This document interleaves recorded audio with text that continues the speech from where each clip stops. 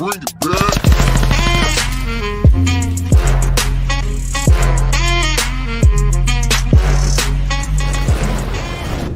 What's going on, everybody? Guys, I don't go live too often on this page, but I figured why not have a beer, sit with y'all, chat with y'all before I get to my live on my other channels. Not too often. Like I said, I get a chance to talk to you. I see Annie Potts. Good to see you. Jimmy, what's up? Today, what I wanted to do is I want to talk to you guys about guilty or not guilty. It's that simple. What's up, Sarah? What's up, Paul? What's up, Cindy? What's up, Mike Benjamin? Hope you're doing good. Becky, antisocial butterfly. Good to see all of you. I don't get a chance to talk to too many people over here because I'm usually doing my lives on my other channels. Damn, we already got somebody that wants to pop on the motherfucker. And it's a beautiful chick, so I'm bringing you right the fuck on. What's going on? How you doing? Can you hear me? Hey, JB. Hey, what's going on? How you doing? Dude, I love your stuff, man. You're the only one speaking the truth out there about this case besides JLR. You know, you guys are really out there, really running some legwork out there. I appreciate it. I appreciate it. I definitely appreciate it. Let me ask you, and when it comes to JLR, I will say that he does put in a lot of footwork with it. I don't like the fact he just doxed the driver on his last video. I don't know if you got a chance to see that. I haven't, no. No, it's the driver, the private driver that drove the girls home that night. He literally, in all of his interviews with the media, said he didn't want his name out there, and fucking JLR put it out there. You know what I'm saying? I'm like, damn. But no, he does good work on the ground. No, but I mean, you seem like you're the only one that really has a grasp on what's going on, and you tell it how it is, and I think that's what people need to hear. Enough sugarcoating things. Let's get this guy freed so he's not in there too long. If he didn't do it, last I heard, it was innocent until proven guilty. You know what I mean? And that's exactly what it is. And see, too many people, I think, in the true crime community, two things. I think everybody thinks they're a fucking detective. And that's number one.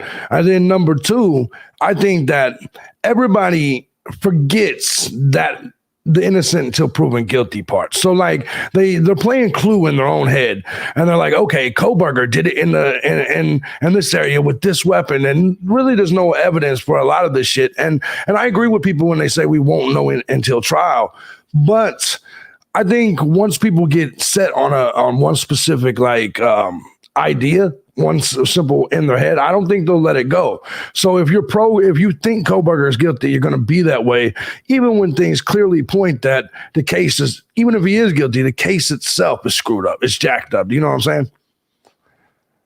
Absolutely, absolutely. And I'm glad that you bring that up, because it seems like so many people are just scared to bring up stuff like that.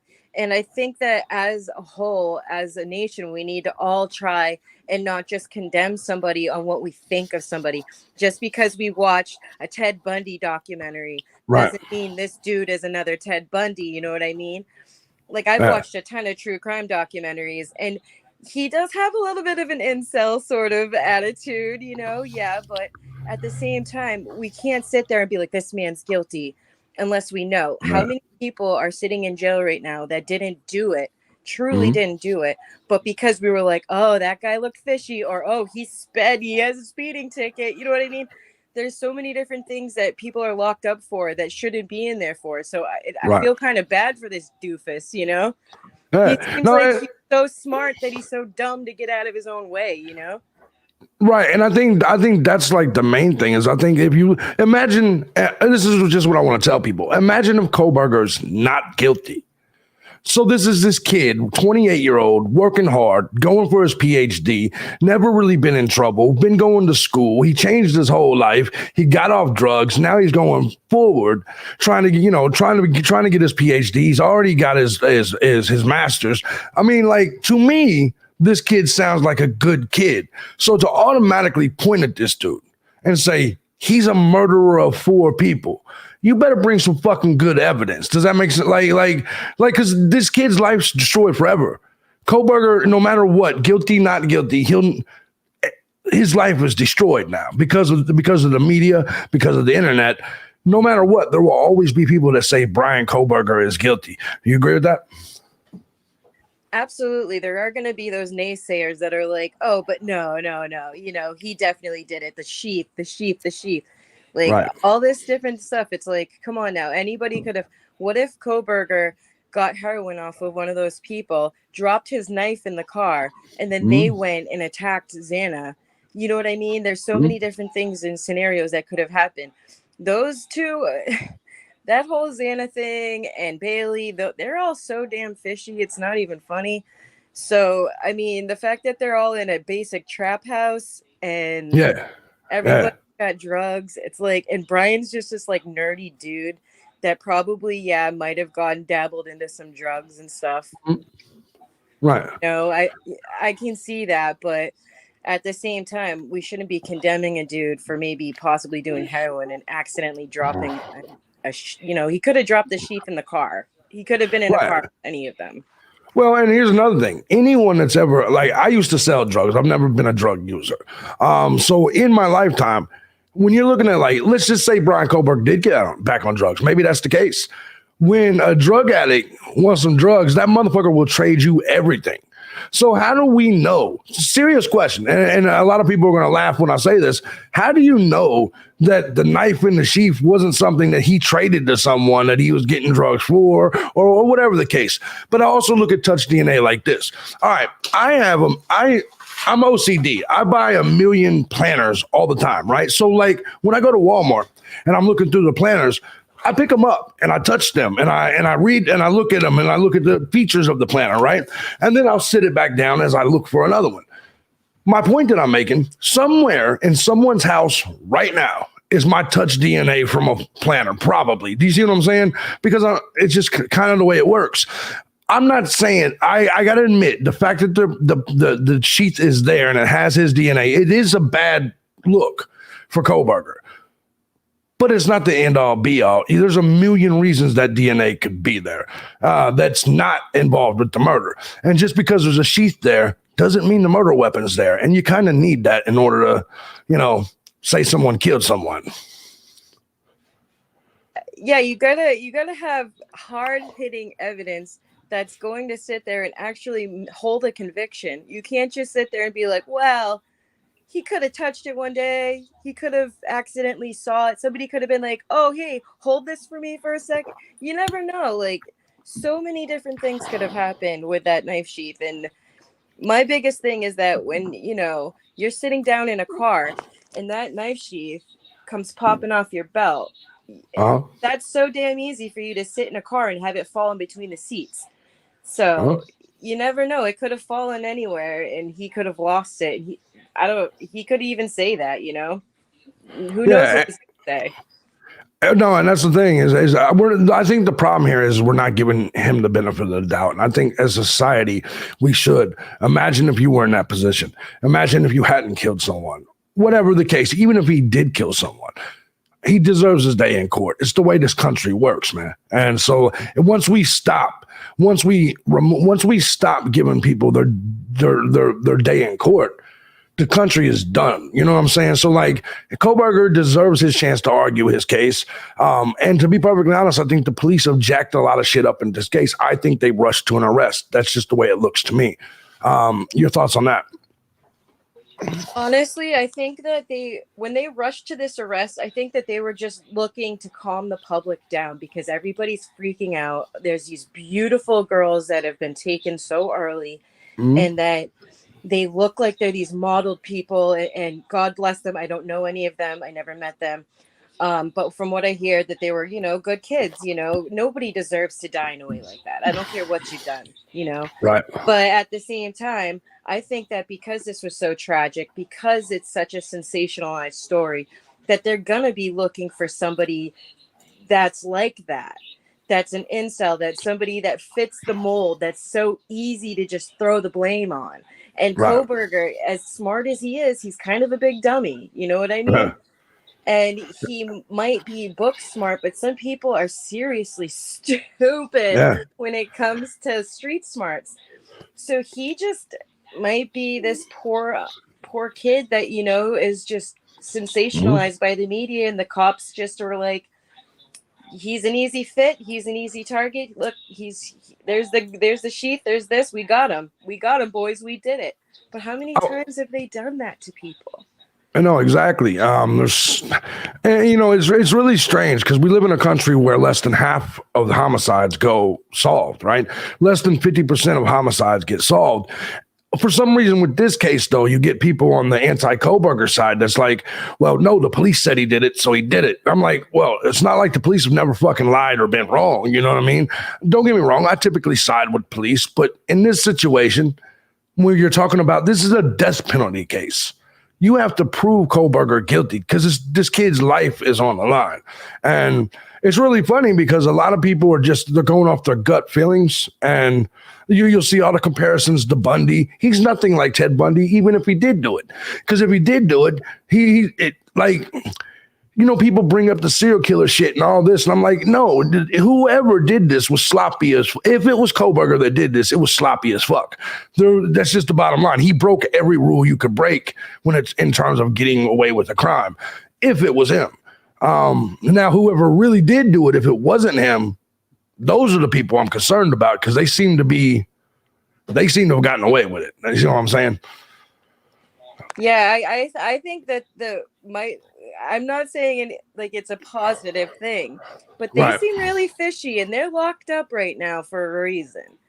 And they're so damn fishy, it's not even funny. So it's like, part of me wonders if they kind of sent a hit on after Xana, maybe, or somebody's kind of, maybe somebody did a little oopsie and did a little too much drugs, or maybe got robbed or something and wasn't able to pay somebody. That's another reason to get mowed down, unfortunately. I don't understand how anybody can look at Demetrius and not consider him a suspect. The dude is clearly a problem. You know what I'm saying? Like I don't understand how anyone else is considered a suspect, to be honest. So I understand currently the police have Kohberger as their suspect. But once I started looking around and I'm looking at the Demetrius thing, really stuck out to me. It just did. It's like, okay, so this dude, he's violent with everybody. He's one of the main drug dealers in the area. His chick lives 0.9 miles from the fucking house. Clearly they've been there. To me, I'm looking at it and I'm like, why are these people not being looked at? Why is everybody so locked in on Kohberger? That's like, I'm just like, just because of the sheath with the same genealogy DNA they're not even going to bring to court that they refuse to give to the defense, like, to me is just crazy. So I admit my Demetrius and Emma theory may be a little far-fetched, a little reaching, but it's just a theory. To me, it's no crazier than believing the college kid with the great grades did it. You know what I mean? Go ahead. Sorry. It's not crazy. It's not too far-fetched to me at all because of how close they were. The fact that Kohberger, he possibly could have ties with them only because of the drugs. I think that maybe that there's something to look into with them, not with Kohberger. They're looking at the wrong people right now. Yeah, no doubt. When so you in look the at Emma, it's like, girl, they said that she would hustle at any chance that she got. She would go anywhere. She would meet at restaurants. She would meet anywhere. So for somebody who's a hustler and that would go to any length to get her money, her cake, why wouldn't she enroll Demetrius to go and help her to go dispatch these people? 100%. And that's the thing is theory. Yeah, and look, man, there's so many rumors and there's so many things going on with her. Look, man, she's a working girl. She's a chick of the night. It just kind of is that way. And so is Demetrius. Now, like I said, I'm not pinning it on them at all. I just know that I think other people need to be looked into. This thing where everybody is just honed in on Kohberger without anything really existing. What if everybody's wrong? That's all I'm saying is, what if everybody's wrong and the real killer is just sitting here watching these streams, like laughing? You know what I'm saying? But all right. So in the end, if this thing went to court right now, do you believe Kohberger would be found guilty?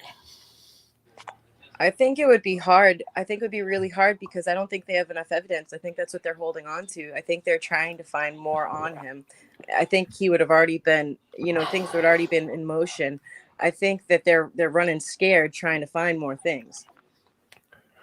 I can agree with that. I think, and it's really funny because you keep hearing people in the comments. They're like, "JB, you don't know what the prosecution has." Well, actually, let me tell you something. People are basing it off the affidavit, and like I've told everybody, anyone that's ever been arrested and has had affidavits, they know pretty much the entire case is in the affidavit. I don't know where people are getting this weird idea that they only put like 10% of it in the affidavit.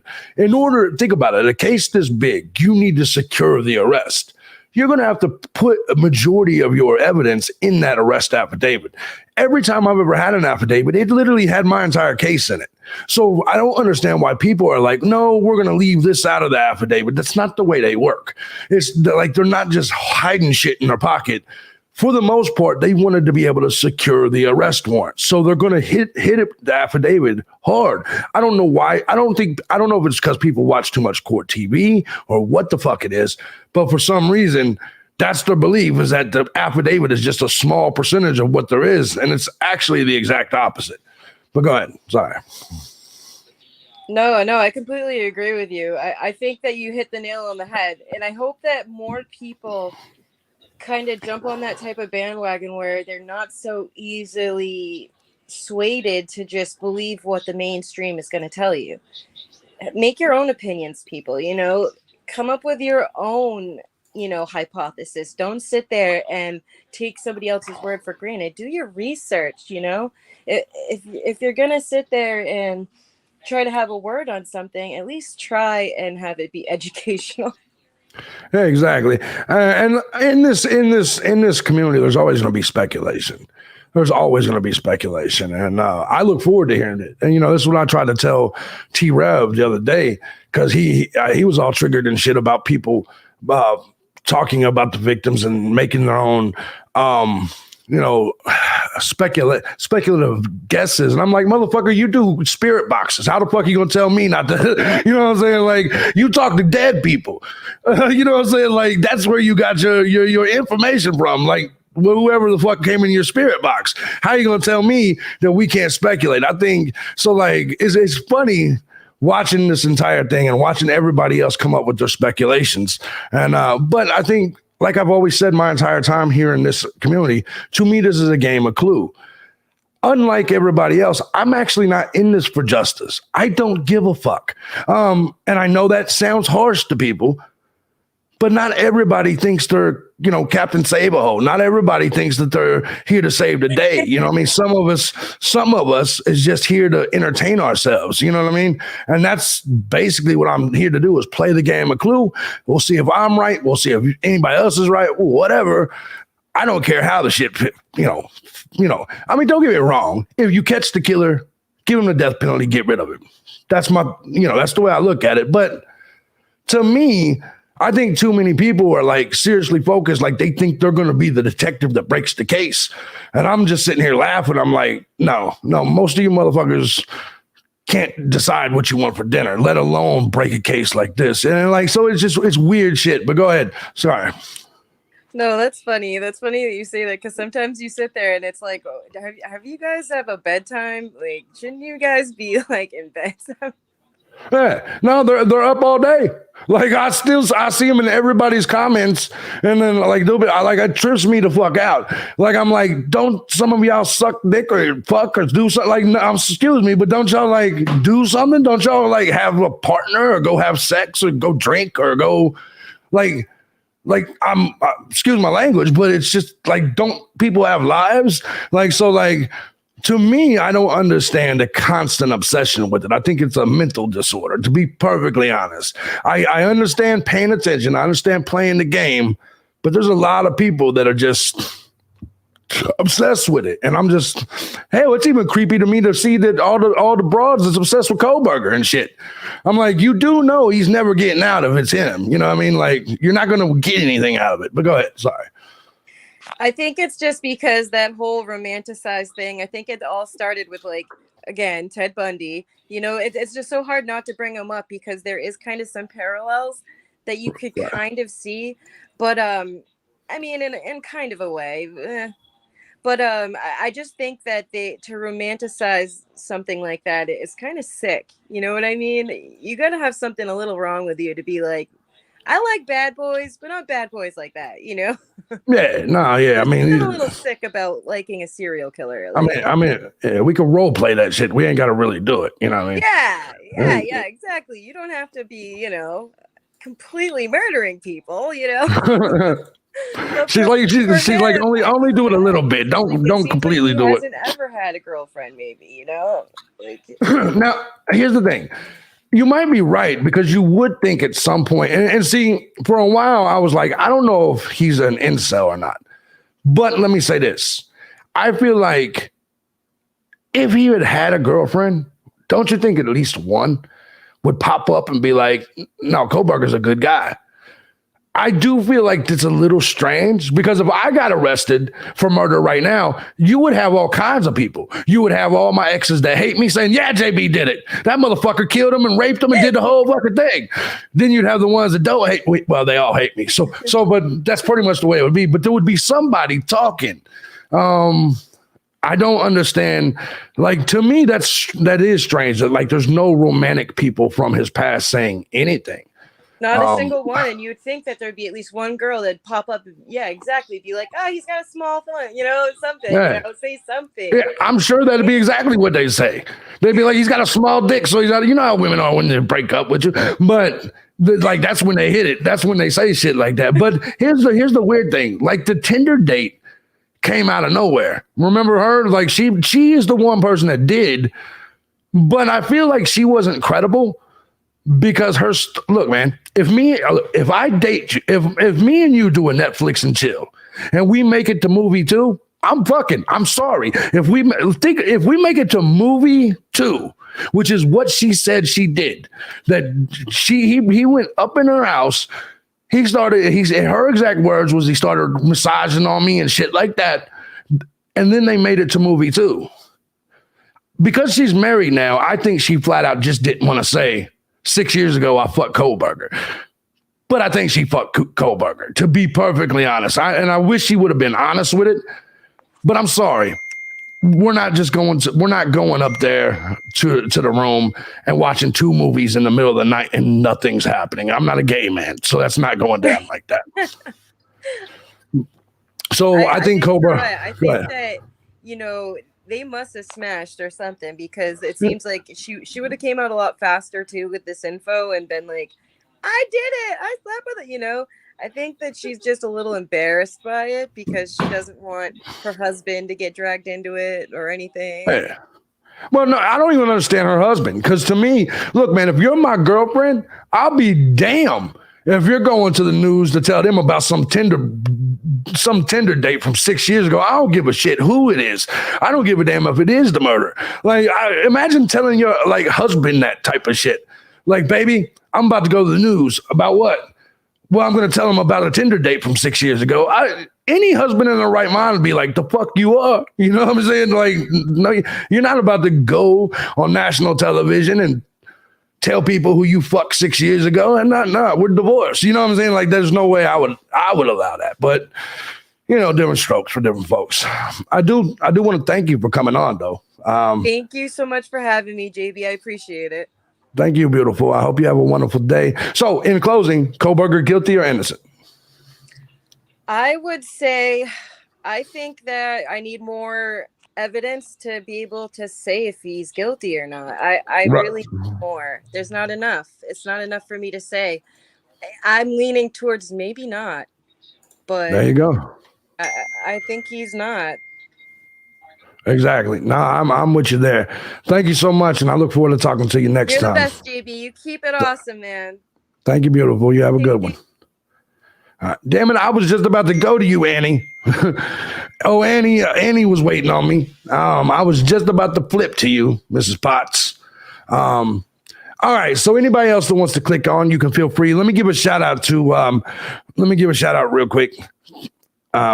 to Goblin out there. What's up, Gobbles? She sent 25. I really appreciate you. I appreciate you. And KD sent $1. Appreciate you, brother. I try to update the tip jar, but when I'm talking, obviously it's a rude thing to fucking do. So you know how it goes. Come back, Annie. I know you're out there. I don't even think he dropped the sheet. Here we go. Here comes Annie. There you go. I'm sorry for making you wait. I apologize. How you doing? Can you hear me? Hello? Yes, can you hear me? Can you hear me? Hello? Yes, can you hear me? You're breaking up so bad. All right, let me come out and hold on. Let me see if I can go out and come back. All right, let me see if that worked. All right. I don't even meet that often. There you go. What's going on, Hoffmaster? I hope you're doing good. Dave said when house was quiet, you could hear everything, but when there was a party, no, you couldn't hear. No, and you know what? You bring up a good point. Look, man, if I'm going to commit a crime and I'm sorry.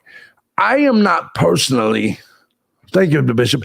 I'm not personally going into a party house at 4:00 in the morning to murder people and not know how many people's there. You know what I'm saying? Like that to me is foolish as hell. What's going on? Can you hear me now, Annie? Can you hear me now? Hello? Yes, can you hear me now? Hey, JB, how you doing? I'm doing really good. Can you hear me okay? Hello. All right, you know what? I'm going to hop off because I think that it's because I'm driving. So I don't know, maybe I got bad connection. All right, it might be. All right. I'll catch you in the chat, homie. All right. All right. So anyway, anybody can jump on if they want, but I also respond to things in the chat room. Appreciate you. Yeah, if you guys would hit the thumbs up. If you guys want to support channel, links are down below. I don't give a fuck if you do or don't. But thank you to Gobbles and KD. Let's see. I think Potts is still here. Can you hear me? Can you hear me, Potts? Are you there? Hello. I should probably left. Anyway, play the game of Clue. Exactly, Elizabeth. The police made a huge mistake, and hopefully it gets exposed. Says, yeah. So I guess what I'm wanting to know is I kind of want to hear from the people that believe Kohberger did it. He said, I don't think the killer would have been back the next morning walking around dressed in black. Yeah, now that part does not make sense. What's up, Roger? I do, however, believe BK knows exactly what happened. That's definitely possible. I definitely think that's possible, but I think this lady is really into you for real. That is wife material. The woman that was just on here. No, 100%. She's a beautiful woman. 100%. All right. Can you hear me? Can you hear me? Hello? Yeah. Can you hear me? Hey, is that any better? I can hear you. You can't hear me? Hold on. Give me 1 second. I don't know. StreamYard. Yes. Let me see. StreamYard is like all messed up on my end. I even shut off my Bluetooth, so thinking maybe that was it.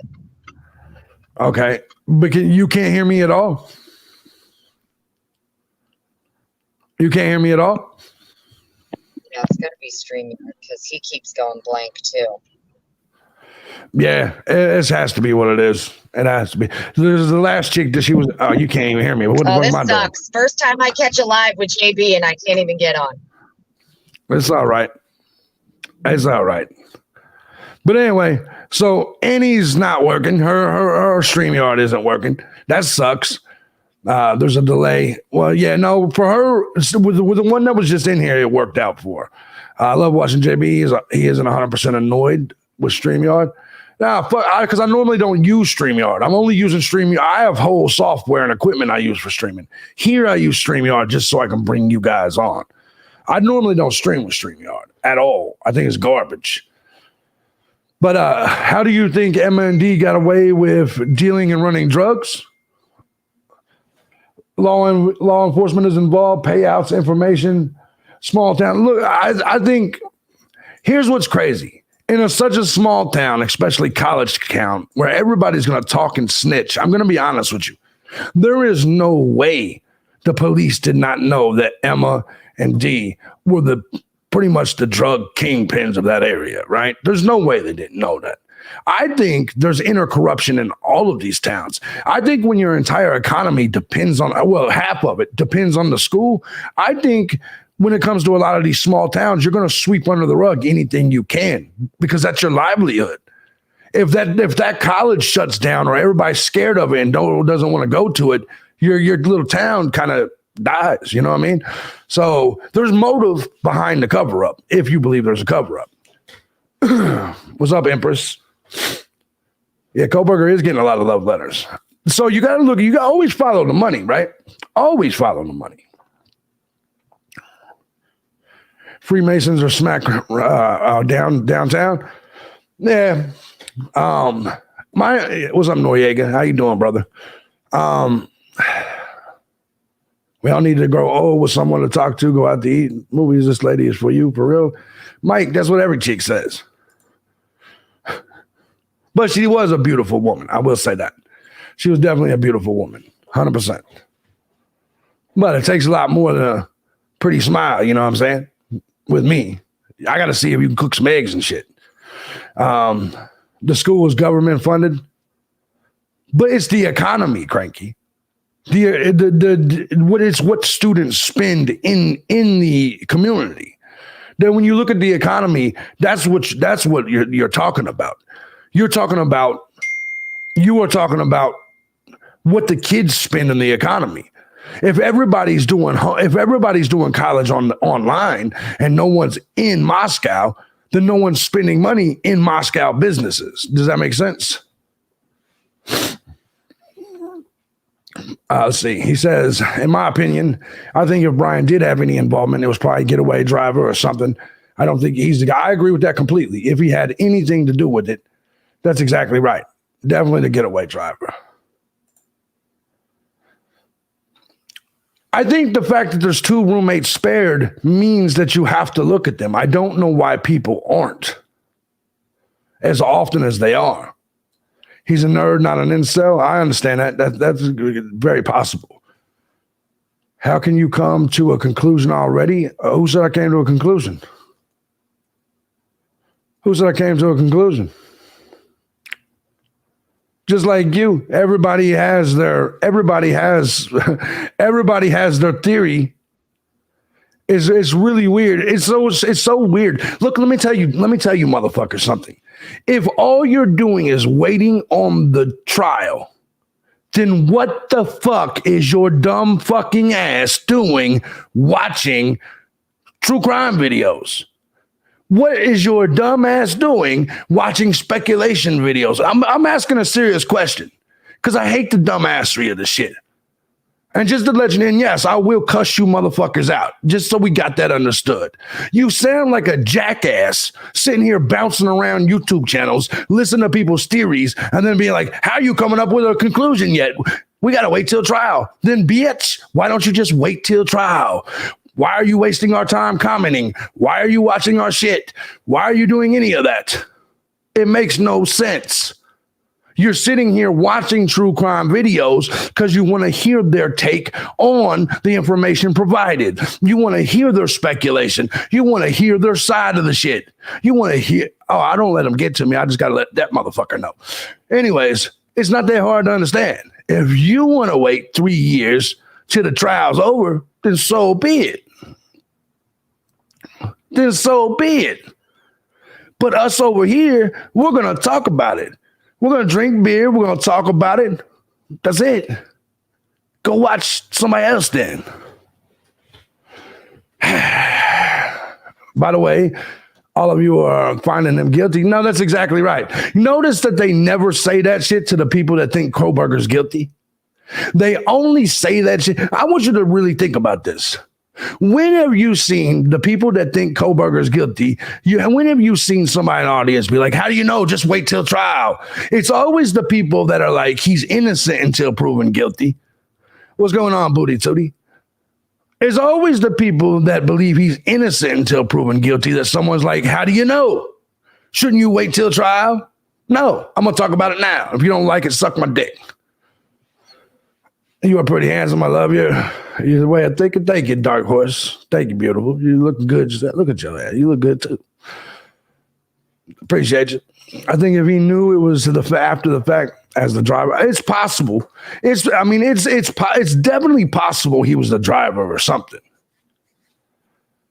It is definitely possible. Kaylee's behavior at the food truck always stuck with me. How so? She was drunk. You know what I'm saying? If you see look, man, I'm drinking right now. I'm telling you right now, check my behavior out in about 6 hours, maybe even 3 hours. I'll be looking crazy at the food truck too. Moscow PD missed the opportunity to write by the real victims. No, I agree that I think that Moscow definitely the PD. I think they rushed this whole thing 100%. It's 11:30 a.m., JB. That's right. It's 11:30 a.m. Love you too, Amanda. Good to see you, beautiful. I think Xana was the main target. I think, look, man, I believe the dude that said she was selling drugs. 100% believe it. 100% believe it. 100%. Gina Marie says they were covering up all the fentanyl-laced drug deaths. I believe that too. And once again, you have to follow the money. Yeah, we do start early upgrades. You know how it goes. But unlike y'all, I've been working since 5 a.m. I'm a six-pack in at work. Exactly. There you go. I believe him too. No, back to what I was saying. The Dave dude or whatever his name is, I do think he sounded credible. And I do think he sounded credible. And a lot of us have always believed it was a party house, a drug house. And I think that it's a very possible thing that Emma or Demetrius or Xana or any of those people were involving drugs in that area, and they fucked up. They fucked up. Someone went to rob them. Somebody went. I don't know. But listen, look, man, there's only one person we know was there at 4 a.m. I want to see if we got the right answer in the audience. Who is the only person that we know for an absolute fact? Paradox, I can't do meet and greets. I can't do meet and greets because I'm going to try to fuck everybody. That's not going to work. I can't do meet and greets because I'm going to get drunk and want to fight the dudes and I'm going to want to fuck the chicks. That's the truth. The DoorDasher, exactly, aristocrat. That's the point. That's the point. There's only one person we know for absolute sure was there at 4 a.m. JB, can I do a poll in the chat? Let me see.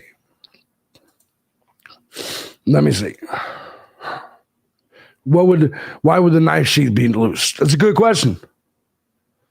That is definitely a good question. Why would the knife sheath be loose? Because I know one thing. If I was going to murder someone,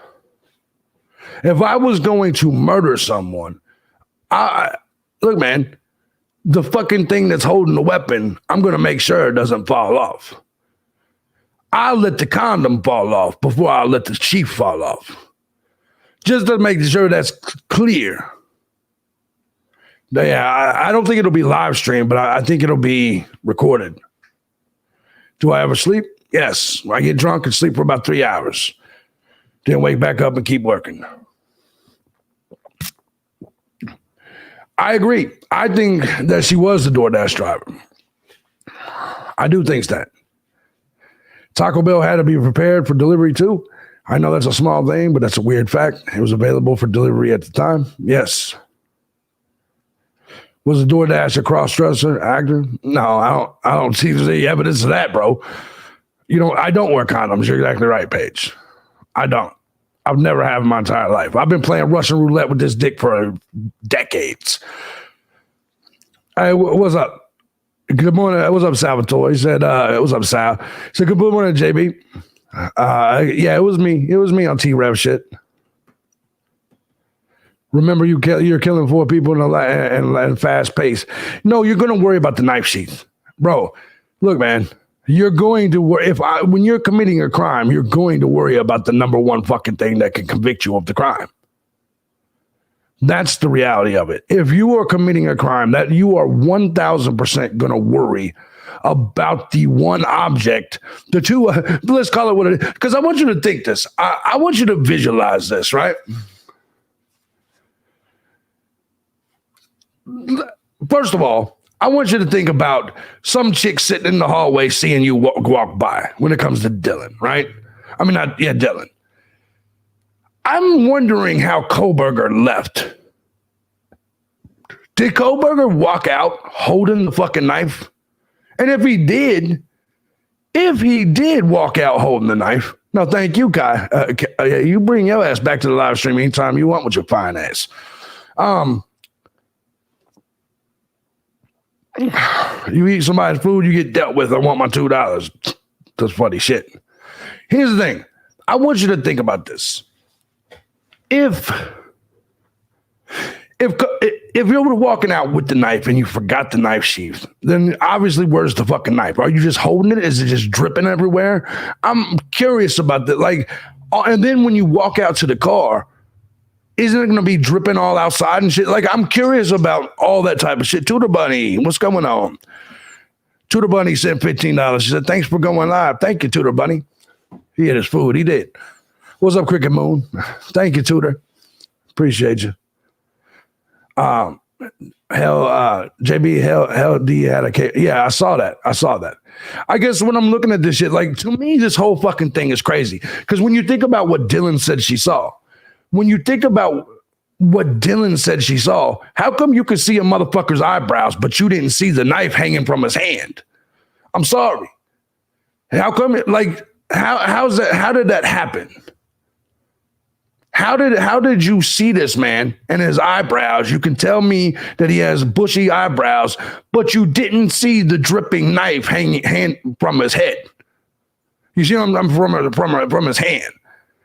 You just thought it was someone that was a partier in the house, and then you were in fear. Then you were frozen in fear for fucking 8 hours. Like, exactly, walking through the house like Michael Myers and shit. And I'm sorry. Idaho is not a liberal place. So the whole wearing a mask thing, look, man, if you come around me wearing a mask, I'm punching you in the face. It's that simple. This ain't 2020. Think about that.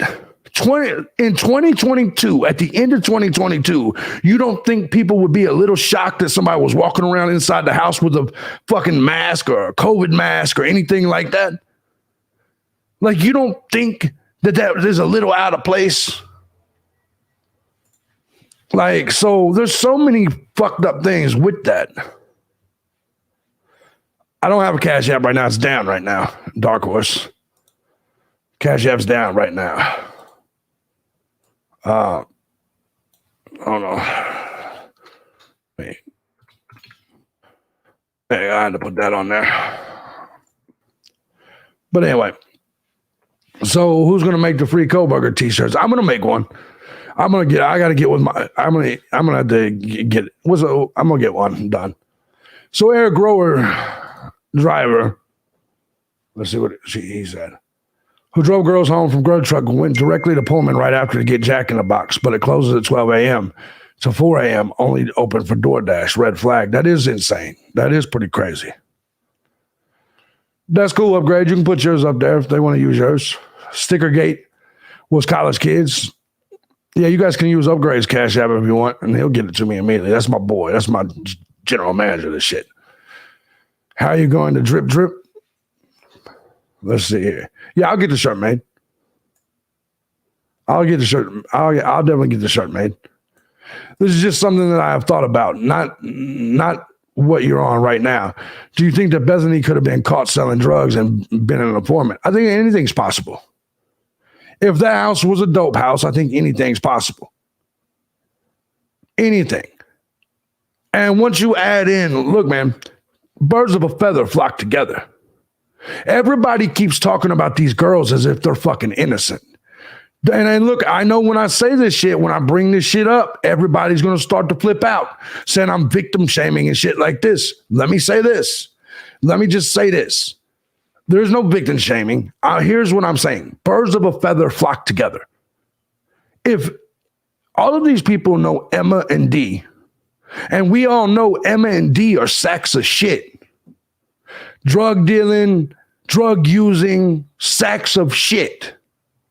If we know that for sure about Emma and D, and Emma and D regularly were around that house, why wouldn't they be sacks of shit too? Can you provide a cash app that will get it to you? Yeah, Upgrade, will you put your cash app in there for me? I will, Dark Horse, absolutely. It'll come from Upgrade in the chat room. How are they victims when they were not attacked? Yeah, I don't believe that they are victims. To me, and that's something I've always said, to me, Dylan and Bethany are not victims, they're not survivors, not anything. They were never attacked. They were, exactly, Carolyn. Exactly. Let me do something real quick. Thank you, Upgrade. There's upgrades. But did you catch Dave saying he did coke with the others? And yeah, that's the thing. Is Dave came out and said they all did coke, they all did drugs. Xana had dealt drugs. And look, man, I know people are like, you can't say that about dead people. I'm like, fuck you. Fuck you. I can say whatever I want. At the end of the day, if Xana was a drug dealer, if that's what this dude's saying, who's to say she wasn't? Just because she's dead, you don't think people should say that shit? I don't understand this thing where people are like, when people's dead, you can't accuse them of anything. I truly believe that if you play stupid games, you win stupid prizes. Make no mistake about it. I'm going to ask you this. Yeah, we was talking about Dave from TNT. I'm going to ask you guys a question. And I'm not saying it can't happen. But normal people just don't up and get murdered like that. Usually you put yourself in a situation. I've been stabbed 14 times and shot twice, and every bit of it was my fault because I was the one to put myself in the situation. I'm not saying they did, but this weird thing where they're holier than thou, but just because they were murdered, that's fucked up. And no, I'm not going to say unalive like all you faggots out there in YouTube land. I'm not saying unalive. I'm not saying SA. I'm going to say rape. I'm going to say murdered and killed and slaughtered, shit like that. I'm just being dead honest with you. So if you're one of those people that get triggered by language like that, you can get the fuck out. Just letting you know. When people get murdered, they become saints. That's exactly right. That's exactly right. Everyone's a piece of shit until they die, then they're saints. Exactly. Even when Emma got stopped for DUI, the cop let her get her purse, go back to the car. Yeah, she had all kinds of fucked up shit going. All right. Hold on a second. Appreciate you guys. Ding, ding. Get your prize. Ding, ding. True, JB. 6 were murdered. Oh, shit. That chat was going a little quick. Dave knows a lot. No, I think Dave knows a lot. Yeah, I think anybody that says I'm alive is weak as fuck. Bro, I've been on YouTube for 16 years, had many channels with over 100,000 subscribers, been through all this. You do not get demonetized for saying murdered. You don't get demonetized for saying killed. You definitely don't get demonetized for saying rape. Rape, rapity, rape, rape, rape. Fuck them. It's so weird. You get these new people that's new to YouTube and they really believe that. They really believe that. Hold on. Let's see. All right, you're back in here, Potts. Can you hear me? Hey, how you doing? I think we're better now. I think we are. How's everything going with you? Good morning, Mr. Gunner. How are you? I'm not doing bad at all. It's really cool to talk to you finally. It's really strange because I remember when I was watching Truth and Transparency's original video on on Emma and D, which I didn't see until after I did my video, right? And Emma, and when I saw that video, like it was, then I saw you was out there. I saw you was on there. Like you did a lot of great research when it came to this that I wish I had put in my video. Just curious what your thoughts are on that situation. Are you still thinking it could be D and Emma, or have you moved on past that theory? No, I actually am not in the camp that I think it was ever Emma or D. Right. The only reason I deep dived Emma and Demetrius was because they were picked up for being the people that sold the drugs that were laced that killed Caden. And my deep dive on Caden was, the only thing I found interesting about Emma and Demetrius was the fact that Caden was the University of Idaho's investigative journalist for the Argonaut. And I know that Caden, had like his own tip line established and things like that for the case.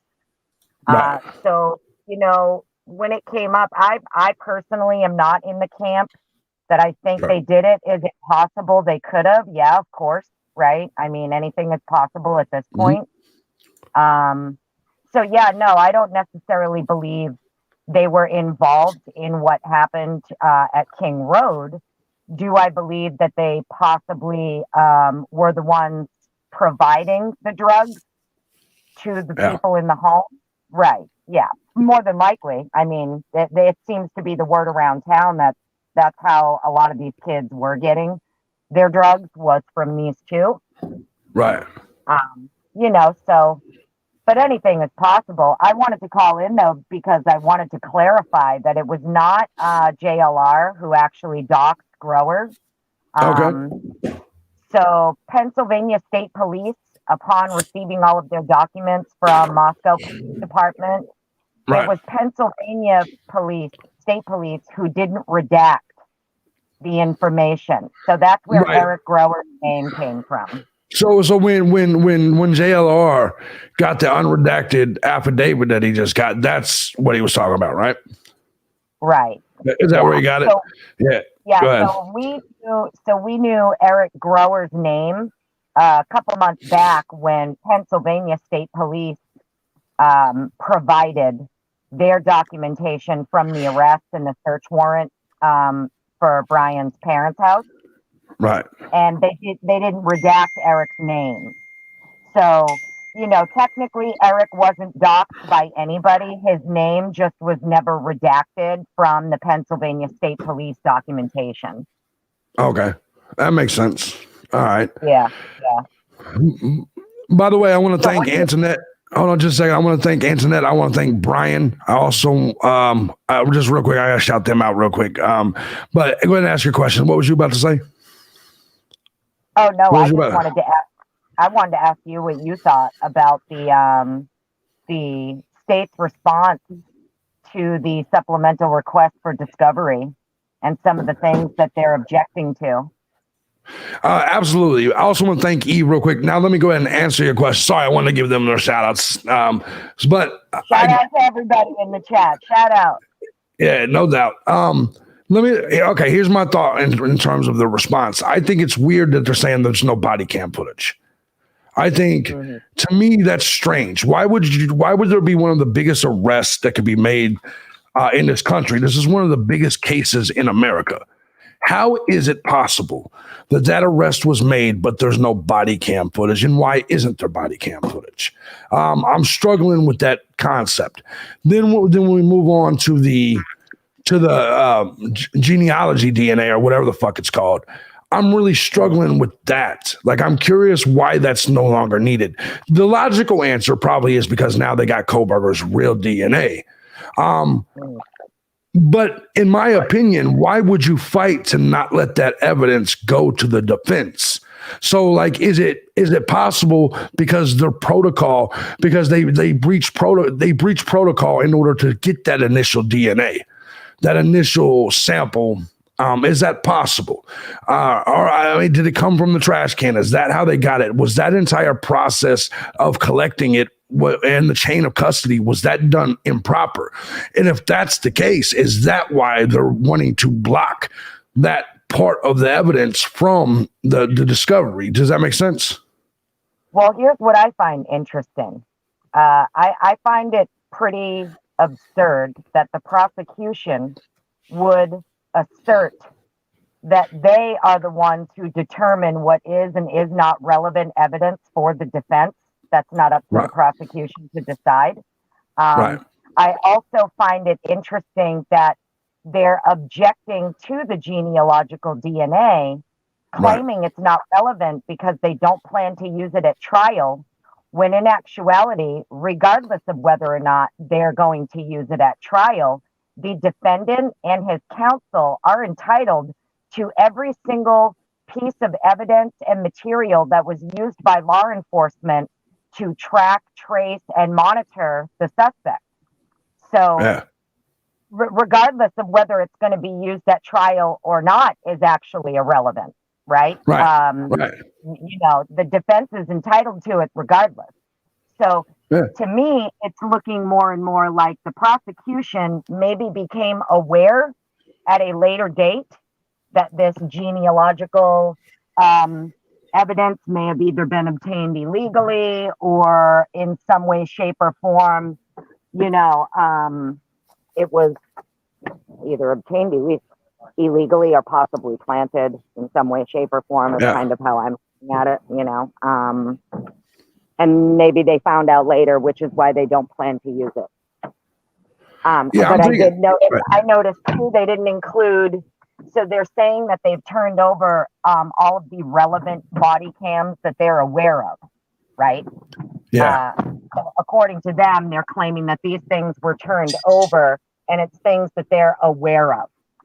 It's only what they're aware of. And they're asking the defense to specifically detail what they're looking for in regards to this exculpatory evidence, right? They need specificity on this, which is absurd to me because there's already been 3 supplemental requests. They know exactly what the defense is looking for. The defense is asking for all of these body cams. The defense is also specifically asking for information on an essay that occurred, whether it's right. They're not turning that over. When you actually look through some of these documents that the defense has dropped, it's actually interesting what they're requesting. The defense is specifically requesting information that was given to Moscow Police Department regarding a sexual assault. And they are refusing to hand over those reports or body cams or interviews that were done. Now, I don't know if that is something that was reported by a victim. I don't know if that's pertaining to a cop. I have no idea. But a lot of it is very, very sketchy when you read the documents. I don't see how it's possible. And this is one of the things that fuck with me. I don't understand how anyone that works for the state, that works for the prosecution, can refuse to turn over any form of evidence. You see what I'm saying? Like, this is a man fighting for his life. By the way, thank you, Paige. This is a man fighting for his life. Like, to me, the number one goal shouldn't be to prosecute someone. The number one goal should be to find the actual killer.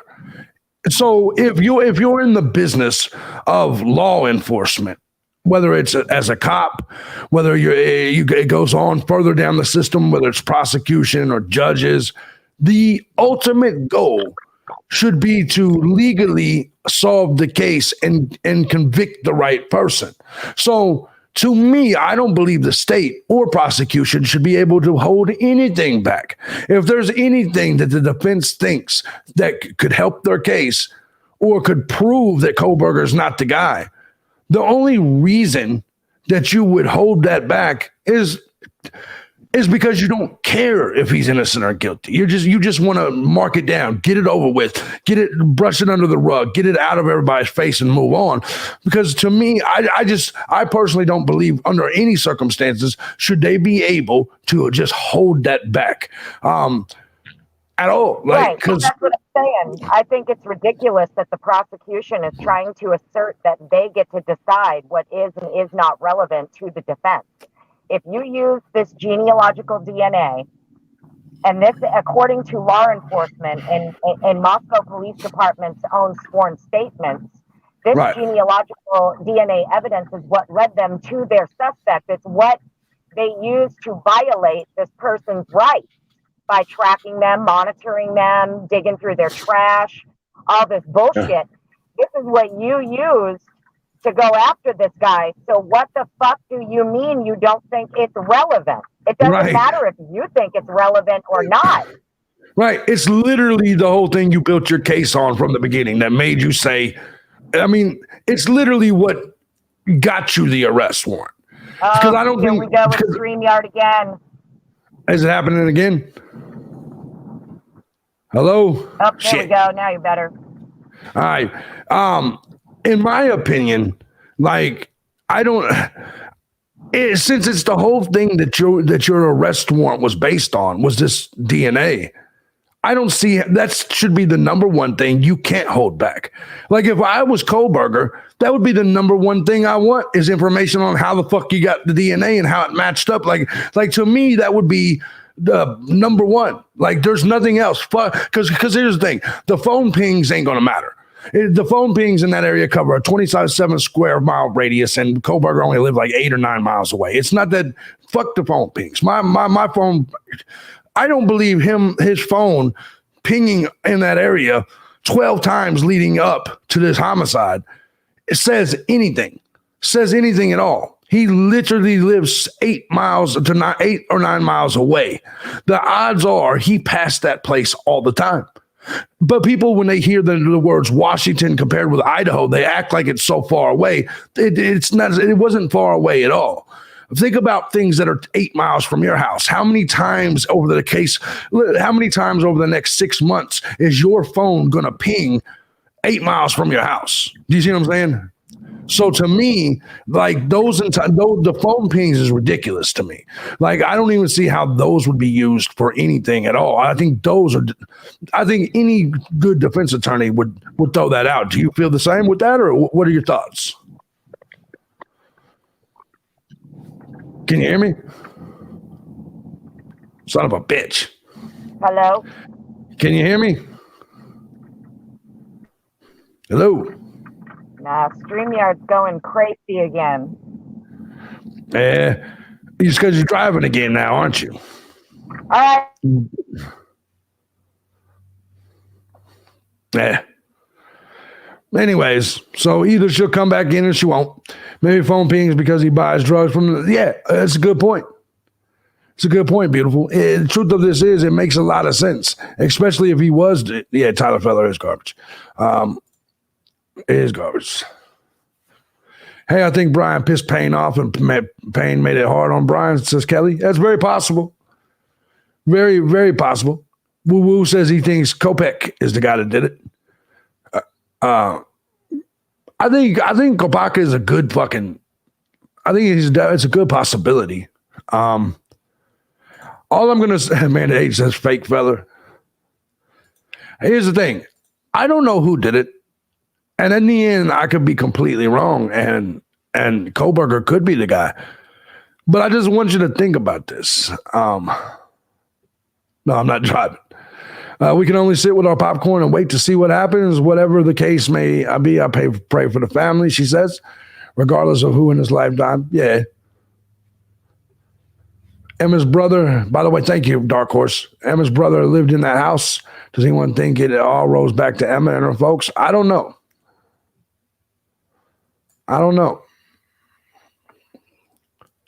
He said 90,000 cell phones ping on that tower. Exactly.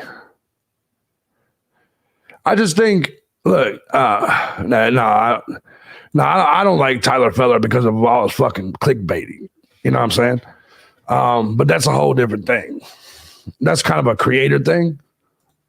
Like, I think it's really weird to deceive your audience. What's up, Micah? How you doing, beautiful? Hope you're doing good. But I'll leave that. That's on him. You know what I mean? I ain't gonna knock him too bad. I'm just not a fan of his shit. Dave says he's a member of the frat. It's safe to say he is a member of the same frat.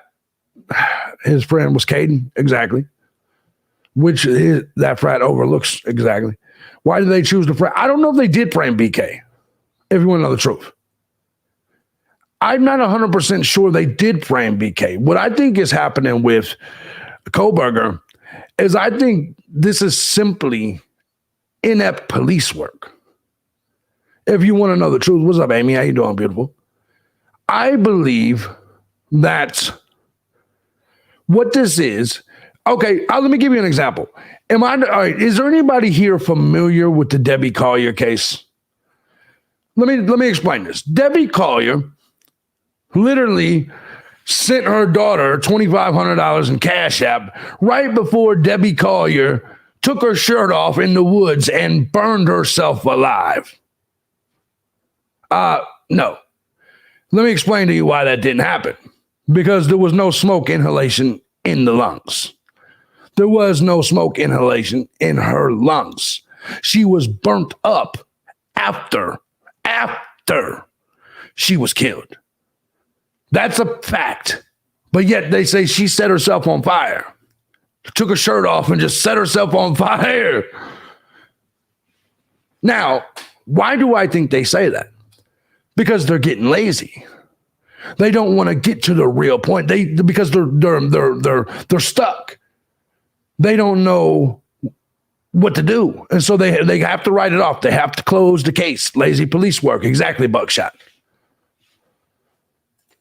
Let me read this real quick. And so I think in a lot of ways with this Kohberger case, you know the semester's coming to an end. You're going to want kids to come back the next semester. And going forward, you want to sweep this under the rug as quick as possible. Say, look, we caught the killer. It's safe to come back to Idaho.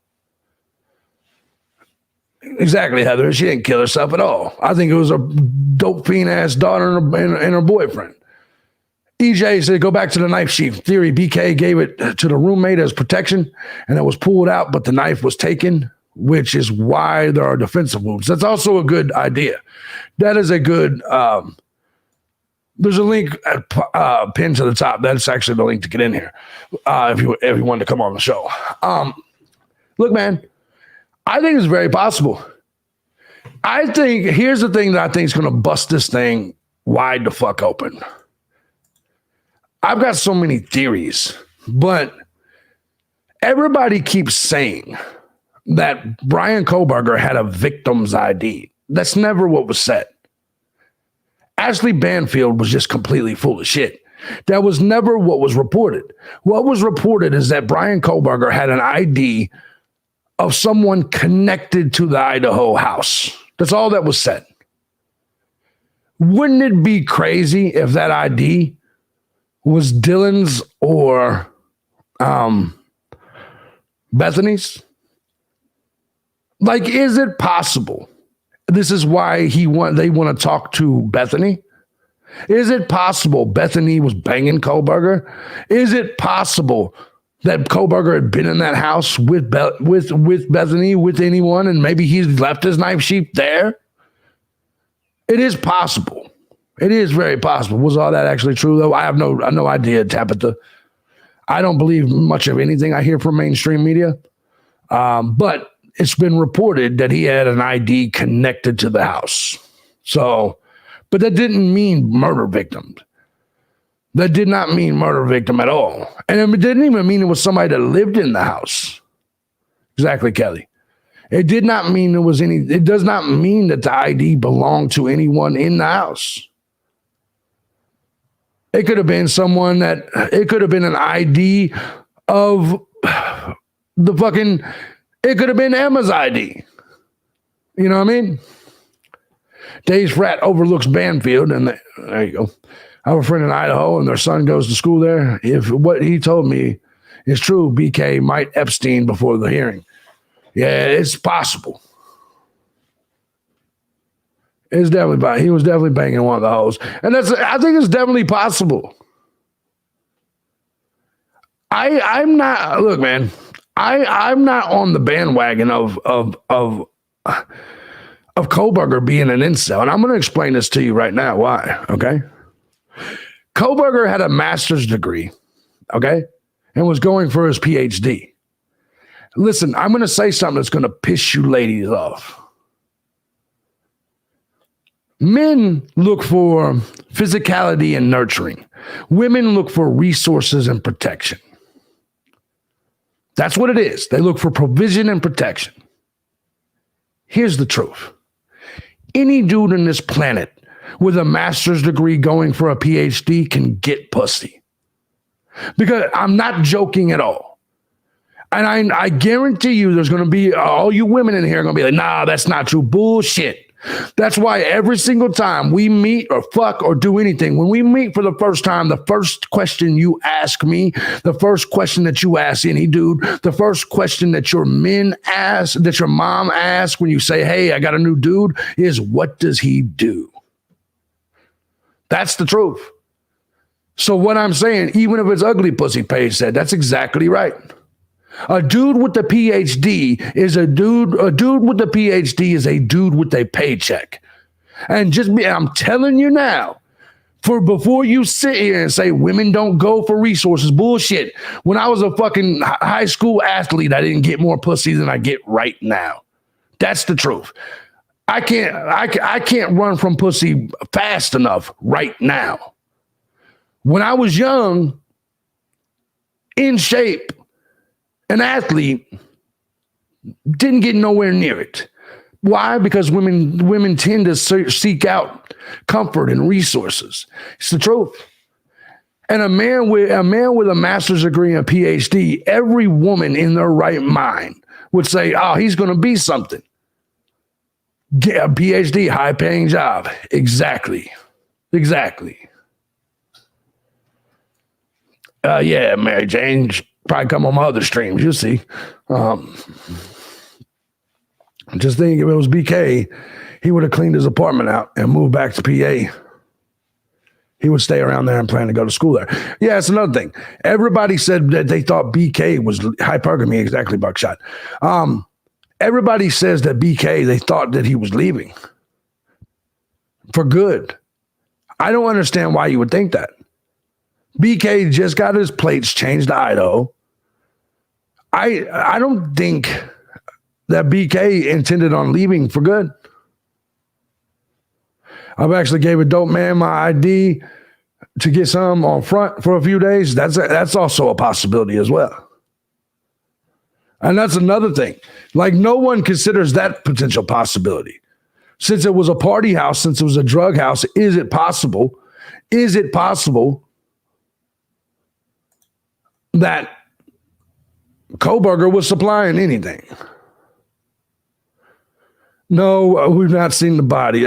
Oh, Dave, you're going to come in with that bullshit. Dave's going to come in with that bullshit. So let me guess, Dave, are you trying to say that a murder never happened at all? It's Riley, that's wrestling related. That's a wrestling memorabilia. I'll say that. JB, I want to know if the inside of the house had any lights on. Of course it did. That's another thing. That's why I don't believe she was frozen in shock phase and they didn't see each other. Right there going into that area was that, what's that shit say? Great vibes? Does that make sense? That thing that says great vibes, that little neon light or whatever. You can imagine how, think about that for just a second.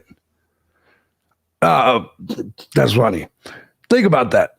That thing was on after the murders. The good vibes light was on.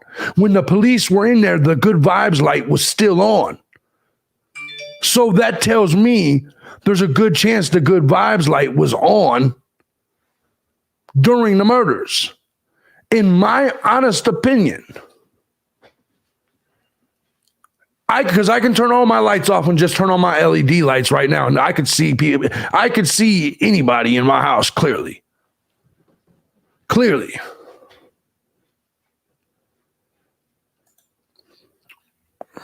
Let's see here. College students can't put a dish in the sink. Never mind turning the lights off. I agree with that completely. Let me give a shout out to Brian, who sent another $5. Thank you, brother. Thank you. Definitely appreciate you. You're making the money right now, though. BK didn't have any money yet. Yeah, but sometimes, okay. Sometimes you ain't, come on. Hold on, is that a chick? You ain't never misbehaving. That's a chick. Nika, you ain't never sucked a dick on potential. Come on. Some of you chicks are sucking the dick of dudes that work at Safeway. You're telling me you ain't ever sucked a dick based on potential? Stop it. Stop it. Like, I'm going to be honest when it comes to this one. Thank you, by the way, Brian. Hold on. Like, to me, make sure this fucking thing is working.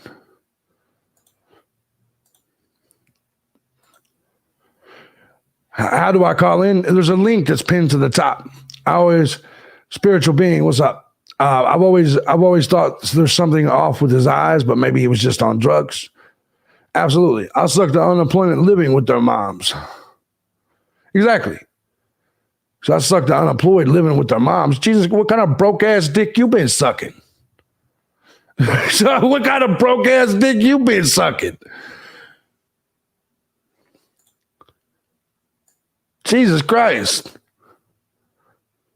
I know I could get in there. You're sucking unemployed dudes living with their moms in the basements and shit, begging for Hot Pockets.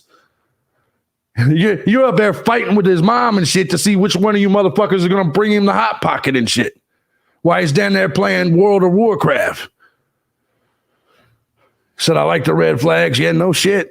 No shit. Where the hell was that shit when I was broke? Exactly. All of us is being with the broke ass. Yeah, no, I understand. Yeah, you could have kept that one close to your chest, baby. But you're right, though. Yeah, I love your channel. You remind me of my late father. What's up, E-Dub? Love the realness. Thank you. Thank you. Appreciate you. I mean, I like Hot Pockets too. I guess, yeah. I mean, I think you all have. And listen, don't get it twisted. All of us dudes, when we didn't have shit, we tried to get some pussy based on what you guys thought we was gonna be. How many of us dudes, when you gotta remember when I was a young YouTuber before I ever made any money doing YouTube, trust me, you don't think I was telling chicks, baby, don't worry, I'm gonna make it someday.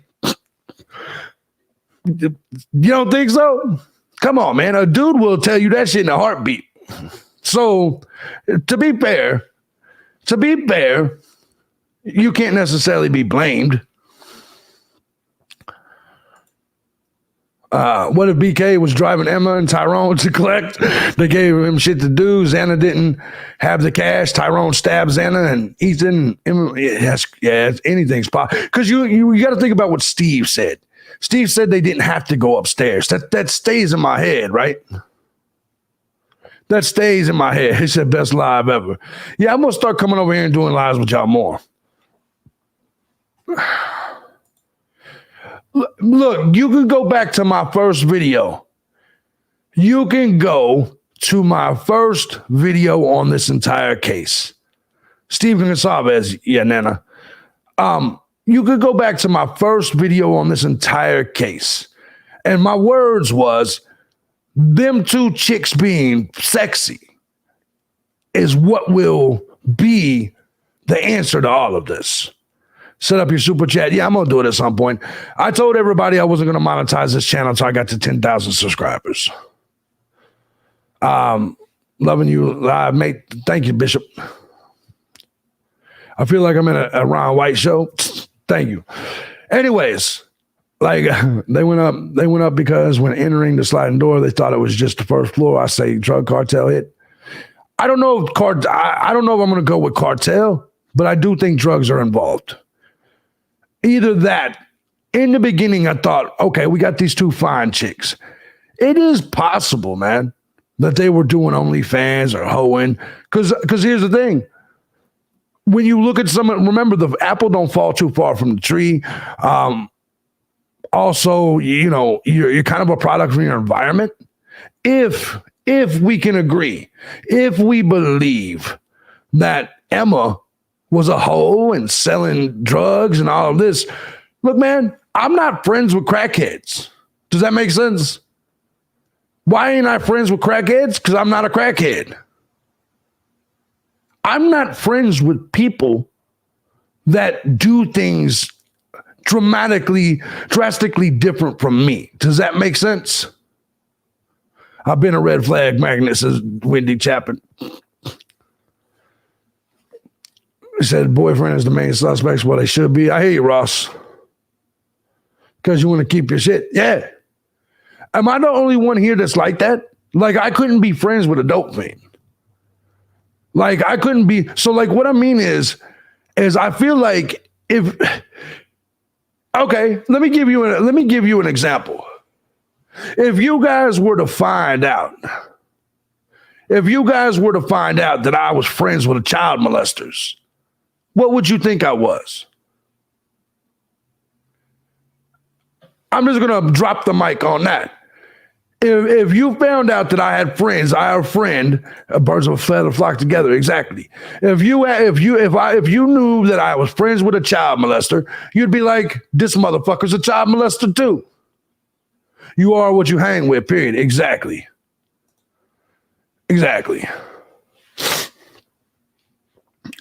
That's exactly right. And so, like, I feel like, what if a crackhead knew there was lots of dope or cash at the house? Exactly. 100%.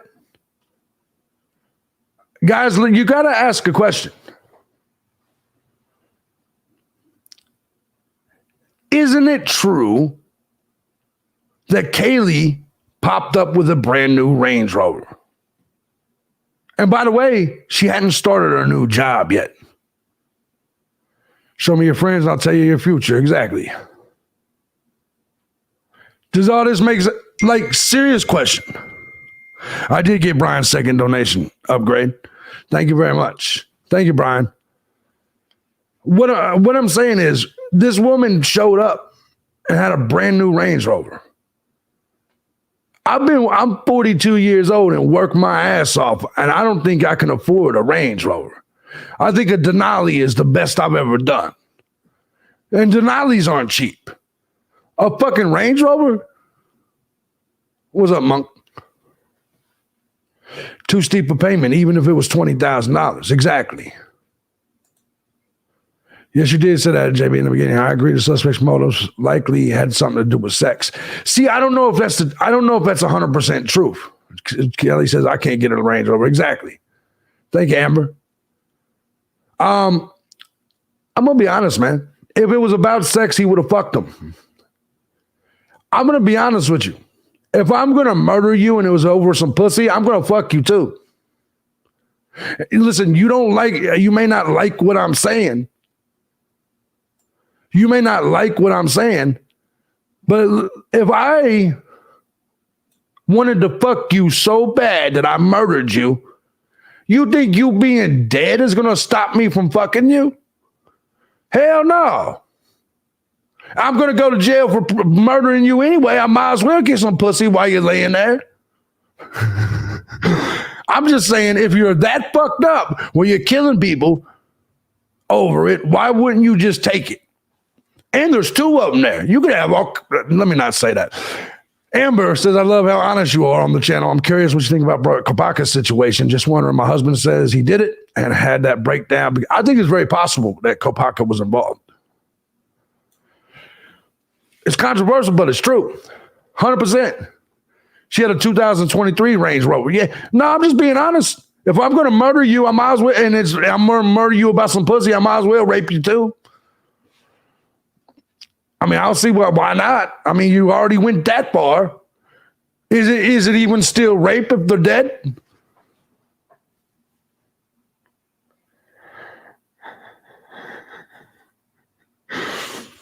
Anyway, it was a used Range Rover. It's still a fucking Range Rover. It's still a fucking Range Rover. Like, you know what I'm saying? I don't know about Brent. I'm just saying.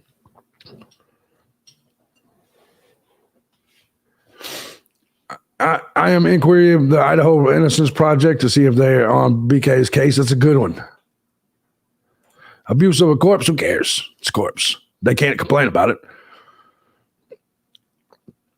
Yeah, they're expensive as heck when they break down, 100%. So what's up, Amy? How you doing, beautiful? How you doing? I don't know, man. Is Amy even a mod here? I'm pretty sure she is, but I have to check that out. Amy's my baby. Let me check out this. Let me check this out. I better quickly scroll up and get you. Fuck. I don't even see it. I don't even see it now. Oh, well. I'll have to mod y'all up later. All right. Let's get back to business. Uh-oh. Kai's back. What's up, beautiful? How you doing? So when you said that, all I could think of is that you were talking about a sexually charged attack. Yes. So when which I'm considering at this very moment. Semen somewhere. You're gonna see some sort of semen. You know, I mean, even if he didn't have enough time, he still would have ripped clothes off. He still would have bit. He still would have done something, because when you're sexually charged like that, you're gonna you're gonna bite. Yeah. You're gonna rip clothes. You know what I mean? Tell me more. I know I mean, at least when I'm having fun, that's what I do. But I'm listening. No, but honestly, I think this is more of a hate attack. It's more of something that is more intimate. I don't think this was sexually charged, like you're saying, because you're gonna do something to those bodies, right? Whether they're alive or dead, it doesn't matter. You're gonna leave semen somewhere. You're gonna, because when that's the height, that's the pinnacle, that's what they're looking for. They're looking for that satisfaction. That's what they want. But with this is different. This is like a hate charged crime, like not a hate crime, but like so much anger and animosity towards these people because of what they did to them and how they did it. You could tell it was mainly just anger and rage. And it did have nothing to do with sex, I don't think. I agree, because I do think that something sexual would have been done. And what's really weird is you'll find all these people that think they're psychologically analyzing a motherfucker. They'll say that the stabs are simulations of fucking. No, it's not. When I fuck, I want to bust a nut. Stabbing is not going to do that. You know what I'm saying? Like, I understand people like to psychoanalyze all this shit, and that's what they say. If I'm killing someone, like I said, as horrible as it sounds, if I killed you because I wanted to fuck you, I'm going to fuck you or jack off or do something. You see what I'm saying? There's going to be some sexual evidence left behind. I'm not going to, you know what I'm saying? Because that's what you're doing it for, sexual gratification. How could you be getting sexual gratification if you didn't? Well, you know what I'm saying? Like, of those attacks that you see, they leave bite marks. They leave some sort of part of themselves somewhere. Right. Because of the fact they're gonna touch the bodies as much as possible in the most graphic of ways wherever they want. So I mean, the fact that there wasn't shown any bite marks or anything, or they didn't say that they found any bite marks or any sort of scratches or pack marks to any sort of. A lot of times sexual area. They'll mutilate the breasts, or they'll mutilate the reproductive organs, stuff like that, as fast as they can. And just to hear that screaming is like a turn on for them. There's going to be something there. Something. No, I agree. 100%.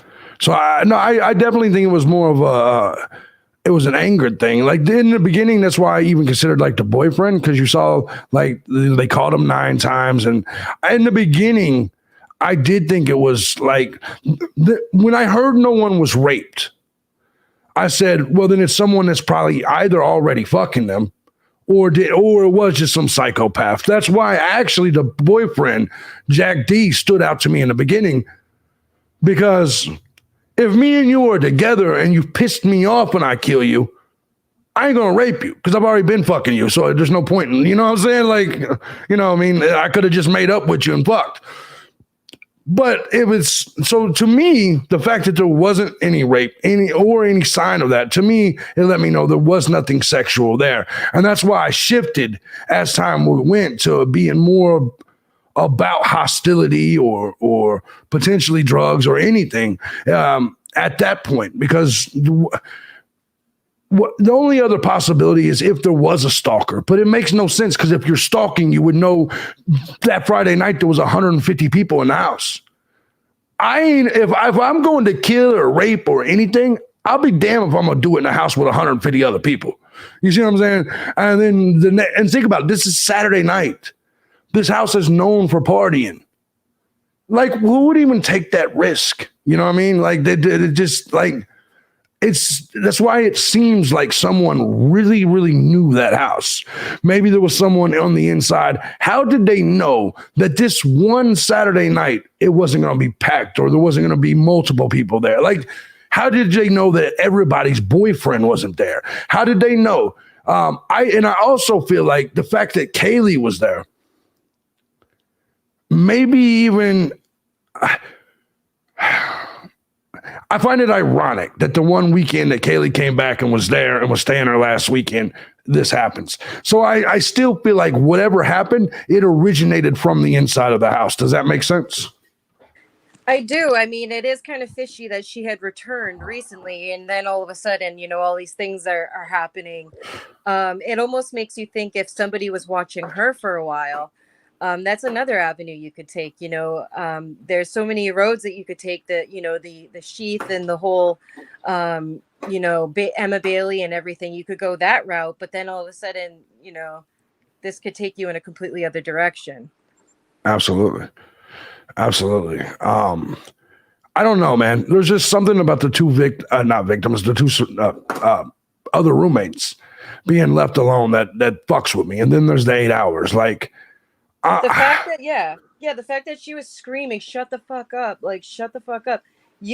There's a difference between a scream, like a having fun scream, as opposed to a scream like, holy shit, I'm fucking dying scream. So if there's like a scream like that, then you know that. You can hear that in somebody's voice. There's a cadence to it. And call me a girl, but I mean, I know the sound of a girl screaming, and it's blood curdling, you know? Oh, I know. I've heard some of y'all scream like that. But anyways, let me say this. Their house wasn't that big. And what I mean is, I don't know how big your house is, but look, man, even if it's 3 stories, anything like that, you can, for the most part, hear if someone is being murdered. The sound of a chick screaming, that blood-curdling, just horror, and it had to have been. You're telling me none of the 3 women that you stabbed and brutally murdered, not one of them gave off that scream? I don't believe that. Okay, so maybe if you caught one, they were asleep, and you caught them, and they didn't have a chance to scream, maybe I would understand if it was one. But 3 and not one of them loud female screams, I find that hard to understand, hard to believe. Especially when, I have my own condo, and it's a big area, but I can hear the buzzer. I could hear people ringing the buzzer, and that's like all the way at the other end, and I can hear that. So if you're in even if you're in a 3-story, you could hear that. You could hear somebody screaming, and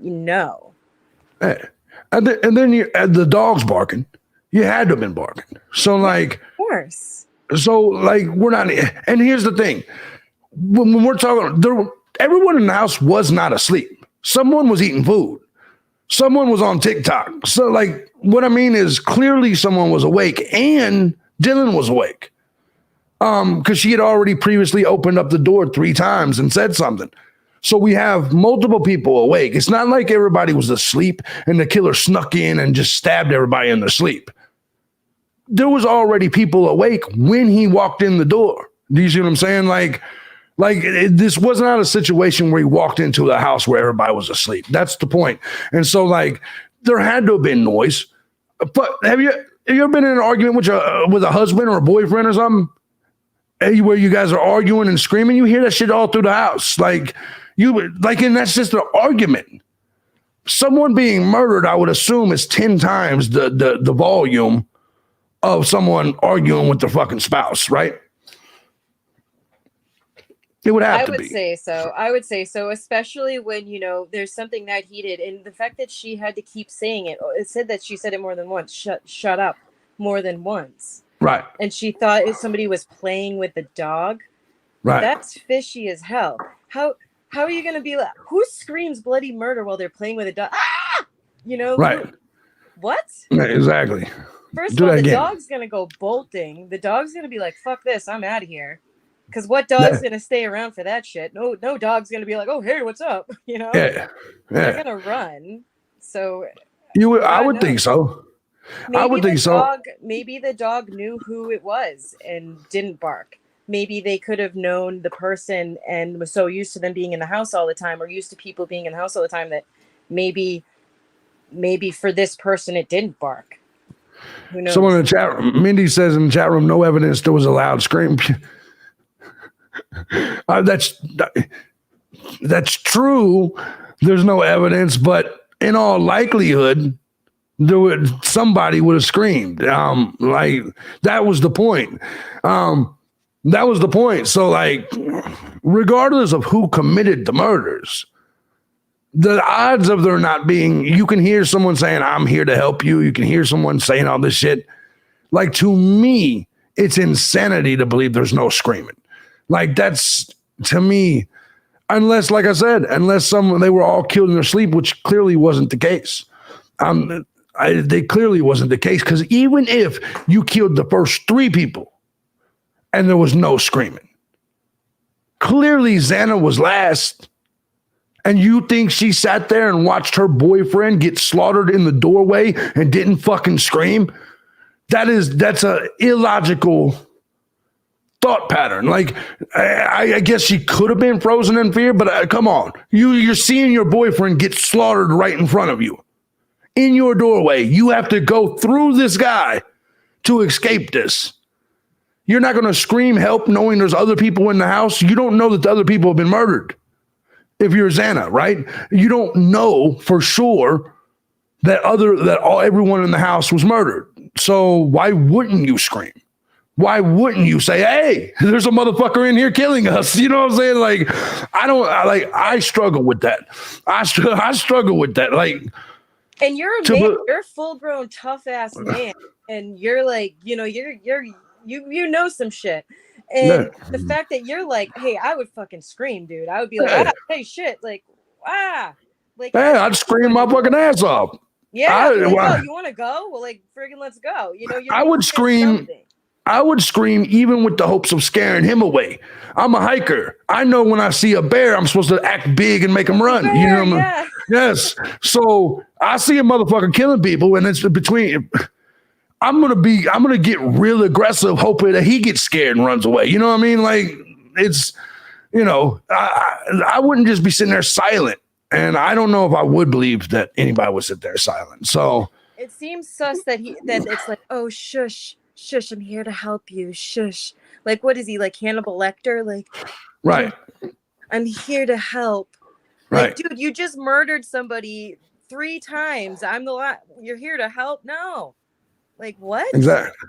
You're not going to scream? Frig that noise. I'm going to hope every neighbor and everybody hears me. I'm going to go out with a fight. I'm going to try. Exactly.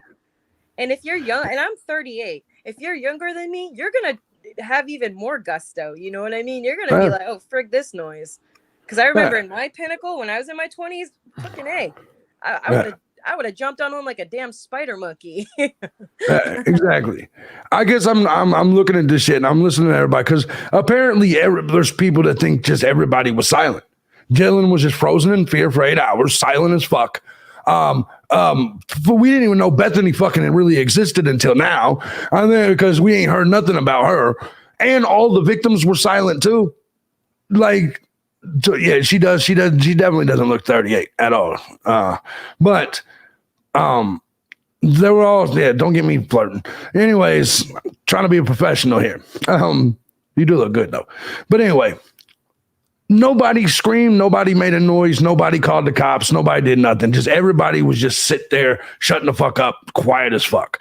I don't believe it. There's no possibility at all. I just personally don't believe it.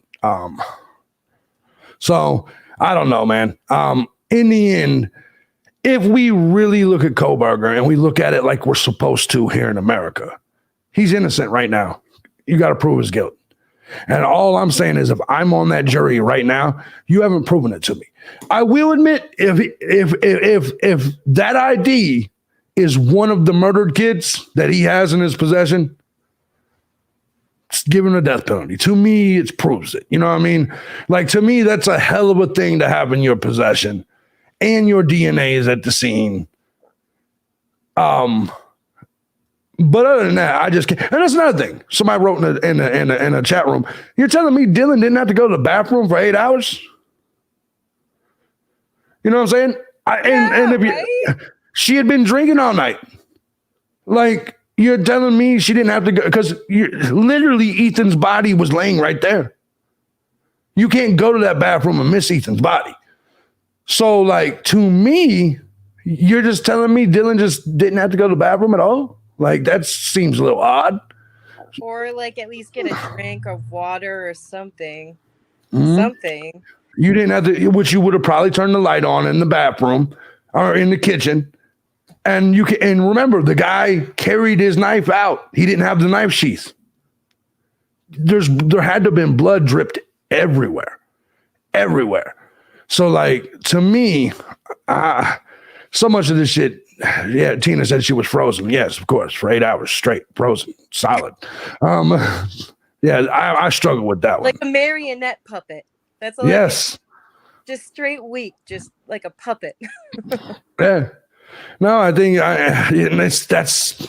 that's crazy. Like, I understand there's people that try to use. There is medical situations that can happen, but for the most part, that's not what's going to happen. That's not going to happen at all. But she wasn't the only person, though. She wasn't the only person that was awake at that time. Right.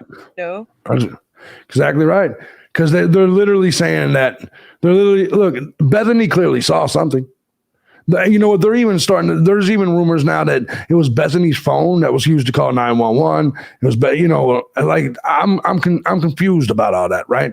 Not that I need to know the details, but for the longest time, I wasn't even sure Bethany was there. You know what I mean? Because we didn't hear anything about Bethany.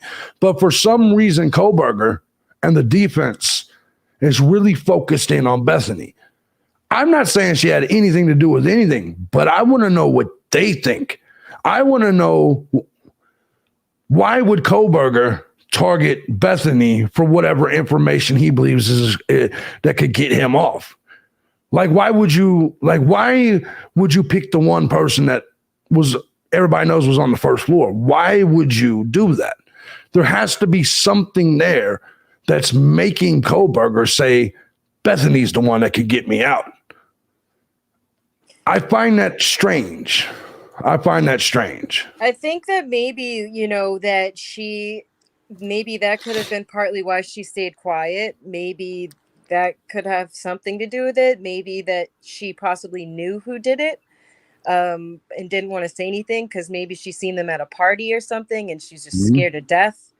Who knows? I mean, it's all speculatory at this point. And isn't that the point, though? I mean, all of this is just so speculatory. It's like, we're never going to know until the truth finally comes out. That's the fun of it.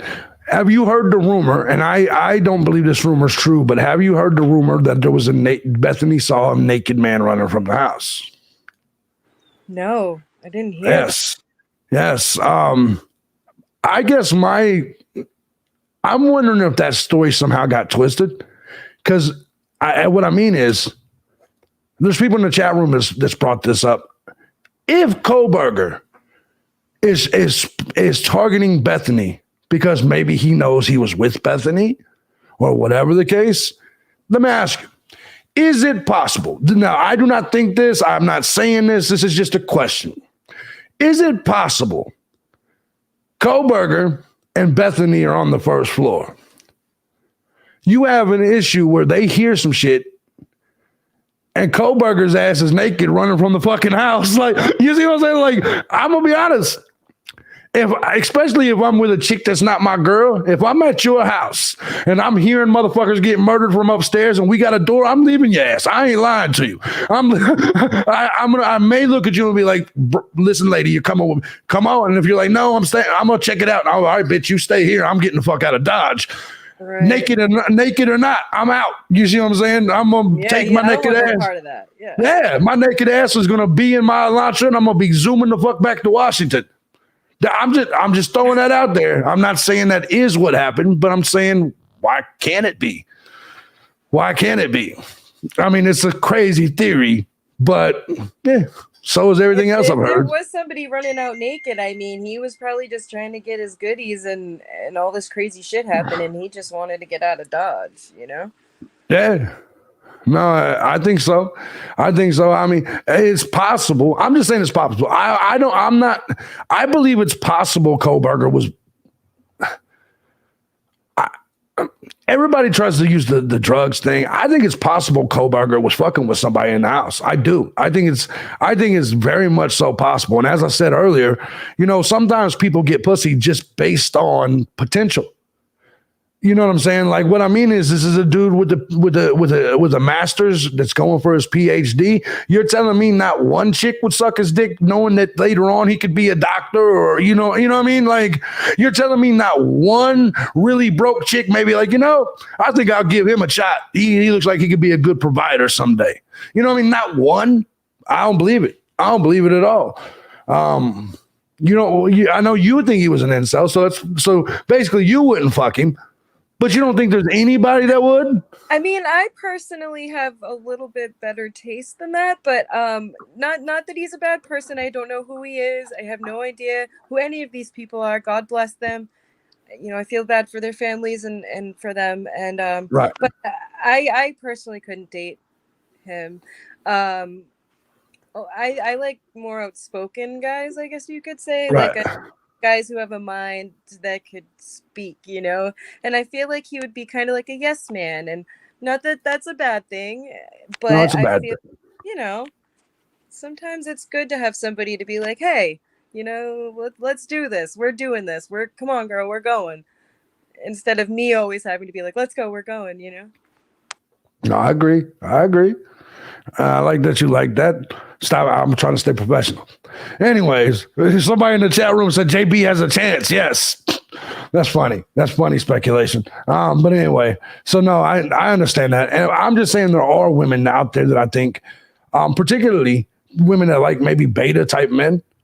And if he's an earner too, or a potential earner, I think it's very possible that, I think it's very possible. Like I'm not into that type. I guess I don't want somebody like always like psycho. I feel like he'd always be psychoanalyzing everything. Right.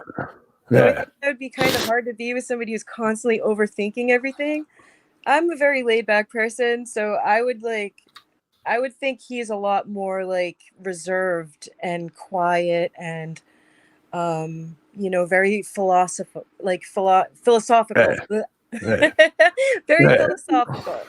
So. No, I definitely understand. You want somebody to pull your hair and smack your ass once in a while. I get it. Just be honest. Exactly. Exactly. I do want to give a shout out real quick to 717. Thank you. They just sent $69 in. I saw that 69 number, girl, in your donation. Thank you. But anyways, I think it's all. You've been awesome so far today. Just in general, I'm going to start doing streams over here a lot more because I definitely want to talk to you a lot more. No, thank you guys. I think you're doing a great job, JB, and I love your channel, man. Keep it up. I can't wait to see more of you, man. It's awesome. Absolutely. And thank you, everybody, for listening. Thank you, beautiful. I appreciate you. Bye, everyone. Bye.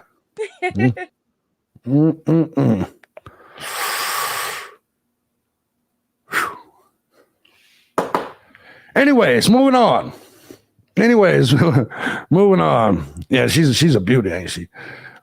He said, ew, what's wrong with you, Amanda? What's wrong with you, Mrs. Meow? We hear your validation. We hear you. She keeps overlooking his flirtatious comments. I'm not sure if that's the case. There you go, JB. I hear you. JB, please do more lives. I definitely might. Woo woo, you're live. What's going on? What's up? What's going on, brother? Yeah, I can hear you. Can you hear me? I can. Yeah. Can you?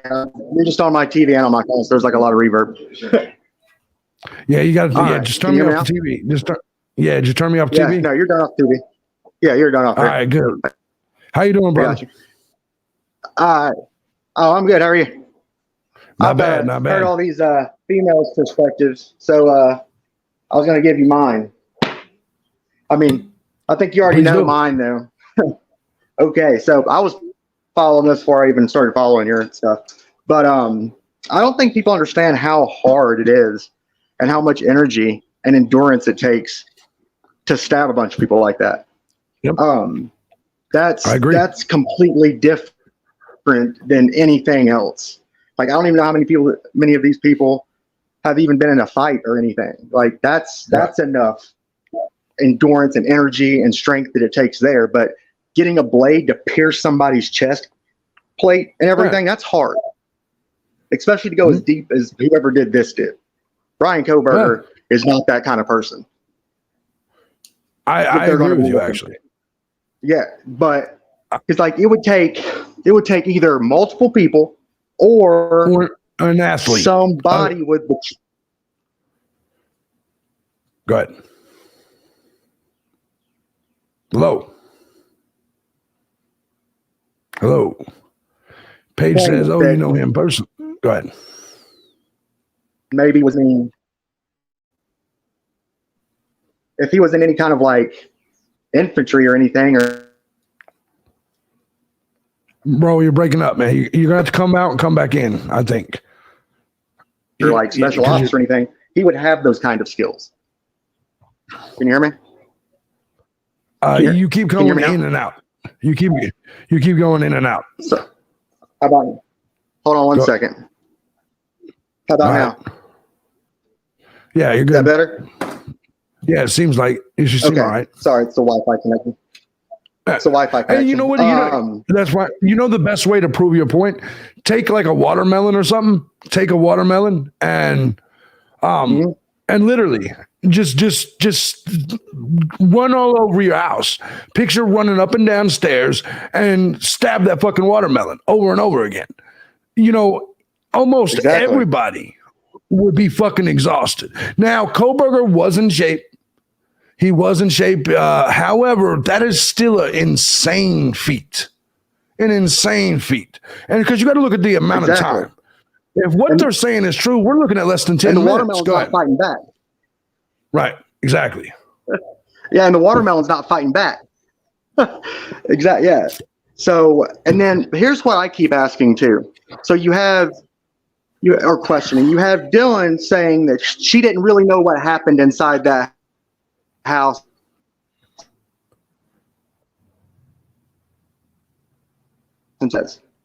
Or the affidavit or whatever said, right? Go ahead. What was you saying? Can you hear me? Yeah, I'm listening to you now. You keep going in and out. I can hear you. So they said, Wi-Fi connection. They say Dylan said that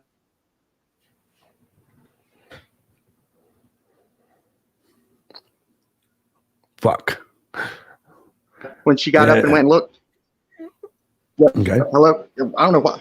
Hold on, let me tell you. I'm gonna turn this off Wi-Fi. Give me 1 second, and that'll stop this. Because it keeps connecting and disconnecting. No problem, brother. How's that? Okay. It's just fine. Just fine. So Dylan said she didn't know what happened in the house till the next morning, right? And that's why, but she was frozen in her room, scared or whatever, in fear. Why would she be frozen in fear if she didn't know what happened? Exactly. Well, remember, there was even said that she didn't know if it was somebody that was in the house hanging out or something. And that was one of the first things I caught is there was essentially she didn't know if it was somebody that was just hanging out. She saw the dude. She wasn't sure. But then why would you be frozen for 8 hours if that was the case? Not that I think she was frozen for 8 hours, but you know what I mean? So I feel you there 100%. Exactly. But like, I fully believe that he had some kind of relation going on with Bethany. I used to do that. Like my ex-girlfriend, when she lived with her parents and I was a little bit older than she was, I used to sneak in her basement all the time and then have to sneak out before the parents woke up. Who's to say that somebody didn't come in there, kill those people? Bryan and them heard that down there, and he was just leaving after he'd gotten done, getting his. And when Dylan was looking out the door, he walked by. That would mean that's why he wouldn't kill her. Right. Because he was just that makes a lot of sense. I believe that does make sense. That does make sense. Here's the reality. Actually, that makes a hell of a lot of sense, really. But other than the fact that there's a front door there.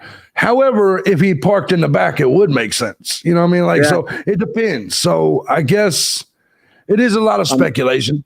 But that's just what I would be using in court if I was him, and like that's an option to use. But then there was something else I was going to say, and I forgot what I was going to say. But what was I going to say? Oh, everybody in the beginning talking about how Kaylee was the target and all this. I never thought she was the target ever, because she wasn't even supposed to be there. First off. Right. Like she had just come up for that weekend to show them her new Land Rover or whatever she just got. Right. So they wouldn't have known that. And then her dad saying he didn't have to go upstairs, meaning all these people started questioning, what does that mean? It means exactly what he said it means. Right. He didn't have to go upstairs. Exactly. So yeah, it just none of this adds up. And then somebody in here earlier was saying that Bethany's brother was a police officer. I didn't know that. Yeah, actually, go back and look through the chat. Somebody was saying that her younger brother was a cop. That might be the cop that got pulled. Because remember, there was a cop that got pulled for a conflict of interest in the case. Yeah. That might be the cop that got pulled was because of that. You mean the one that's being investigated? Yeah. Yeah, I don't know if he got pulled or not. Actually, I know that he was being investigated for sure, though. I thought he got 100%. Pulled off the case, though. I don't know if he did or didn't. I don't think he did, because I don't think we know which cop it was yet. I think that's a thing. So let me ask you, guilty or not guilty? Which one do you think he is, and what do you think will happen in terms of, like, if he went to trial right now? Do you think he would be found guilty or not guilty? But ultimately, what do you think he is in general? Like, which one? If he went right now, as long as they didn't have a jurors picked that are just so one-sided and stupid and listen to people like Ashley Banfield, then there's absolutely no way a human with any kind of competency could sit there and sentence a man to death, because he's going to get the death sentence for this. That's what they're going to go for. Yeah. How could you sentence a man to death knowing this is all they got? Like, that's it. Like, I couldn't. I don't think anybody in their right mind could. I wouldn't find Bryan Kohberger guilty at all. I couldn't right now. And I mean, just remember, he also said, have you arrested anybody else too? Yeah. Like, like I said, and that Kopaka guy, somebody else was saying that he actually had a connection to that drug dealer guy, that Payne guy or whatever. Yeah. He knew him, but he also knew Bryan. So there's 3 people that knew each other. Just that Kopaka guy committing suicide when SWAT showed up at his house like that. Yeah. That says a lot to me. I agree. I think that's very possible. I think now here's the thing. I have been less into the Kopaka theory than most people, but I definitely 100% believe that it's a possibility. Because I don't think Kohberger's the guy. If Kohberger's not the guy, somebody has to be the fucking guy. Does that make sense? Somebody has to be the fucking guy. Somebody did it. And because I don't think it's Kohberger, There's no motive. I don't believe it's Kohberger. So that means there's still someone out there, at least in my head. Don't get me wrong. There's a lot of people that does believe it's Kohberger, but I always asked him to come on here and change my mind. Tell me why. And most people can't do it. So if I was on the jury, I would vote not. I would go not guilty. No question. Damn, he's out of there. His internet must be fucking up. All right, we're gonna bring in Gobbles. What's going on, Gobbles? How you doing? Hey, not too bad. What's going on? You out there enjoying the day? Yes, I am. That's what's up. We are coming close to the end of the stream, but I do want to. I know you've been listening. You have been hearing everything. What are your thoughts on this? Like, where do you stand on this? Kohberger guilty or not guilty? And do you think the courts will find him guilty or not guilty? I think right now they just don't have enough stuff. I mean, everything they have is circumstantial at the moment. I don't think there could be finding too much stuff without the leaks coming out. I think the prosecution's on the defense constantly trying to, outstage what the defense has been doing. So I think there's a strong possibility that he might be connected, but I don't know that he's necessarily the guy who did this. Right. I feel the same way. Now, let me ask you, if we're looking at the court proceedings, do you believe, my position is there has to be at least one person on that jury that thinks like me. But then again, there's also the possibility that the media and social media has muddied the water so much that I don't think Kohberger can get a fair trial. So I'm kind of I'm just saying from a evidence perspective, I don't think they've given enough to put a man to death. Do you think that he walks, or do you think that due to just kind of the evidence and then the media, do you think that he's doomed anyway? I don't think he's doomed, because I think enough people are just like you are, or like I am, or like a lot of this audience is, that are just seeing too many red flags. Unless they've got his blood in the car or in his apartment or have that ID or something, I just see how you can find him guilty. I mean, the pings just are not enough. A white Elantra, there's so many white Elantras in that area. So how can you pinpoint that exactly that it's him? I mean, you've never seen him have his license plate. How? Mm-hmm. No, I agree. And I'm going to be honest. I feel like there would be DNA somewhere in his car. It has to be. I mean, there's just no way. Even if he was covered up, even if he wore something, there's no way that some kind of blood did not follow him into that car. If they don't have, if all they've got is that touch DNA, I just don't think that's enough. Yeah, no. Especially if they're not even going to use that particular.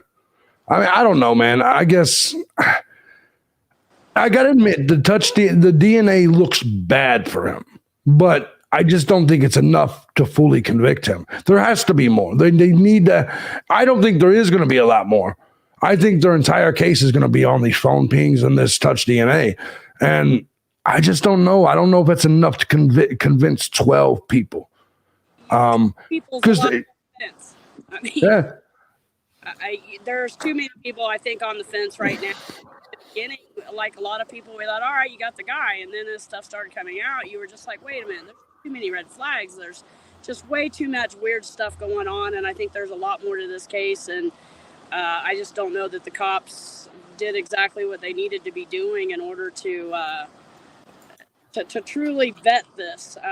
If they didn't talk to the people they even talked to that night, if they're not talking to people in these sororities, then, I mean, really, they did, to me, it's not enough. Yeah, no, I agree. When there was people that went to that school that they weren't talking to, I agree. I think the touch DNA is weak. And all I'm saying is if he did it, I hope they got more. Yeah, they better, because if people are willing to convict somebody on a touch DNA, meaning you could touch that at any time, somebody could have bought that, you just don't know the history of that touch. So, right.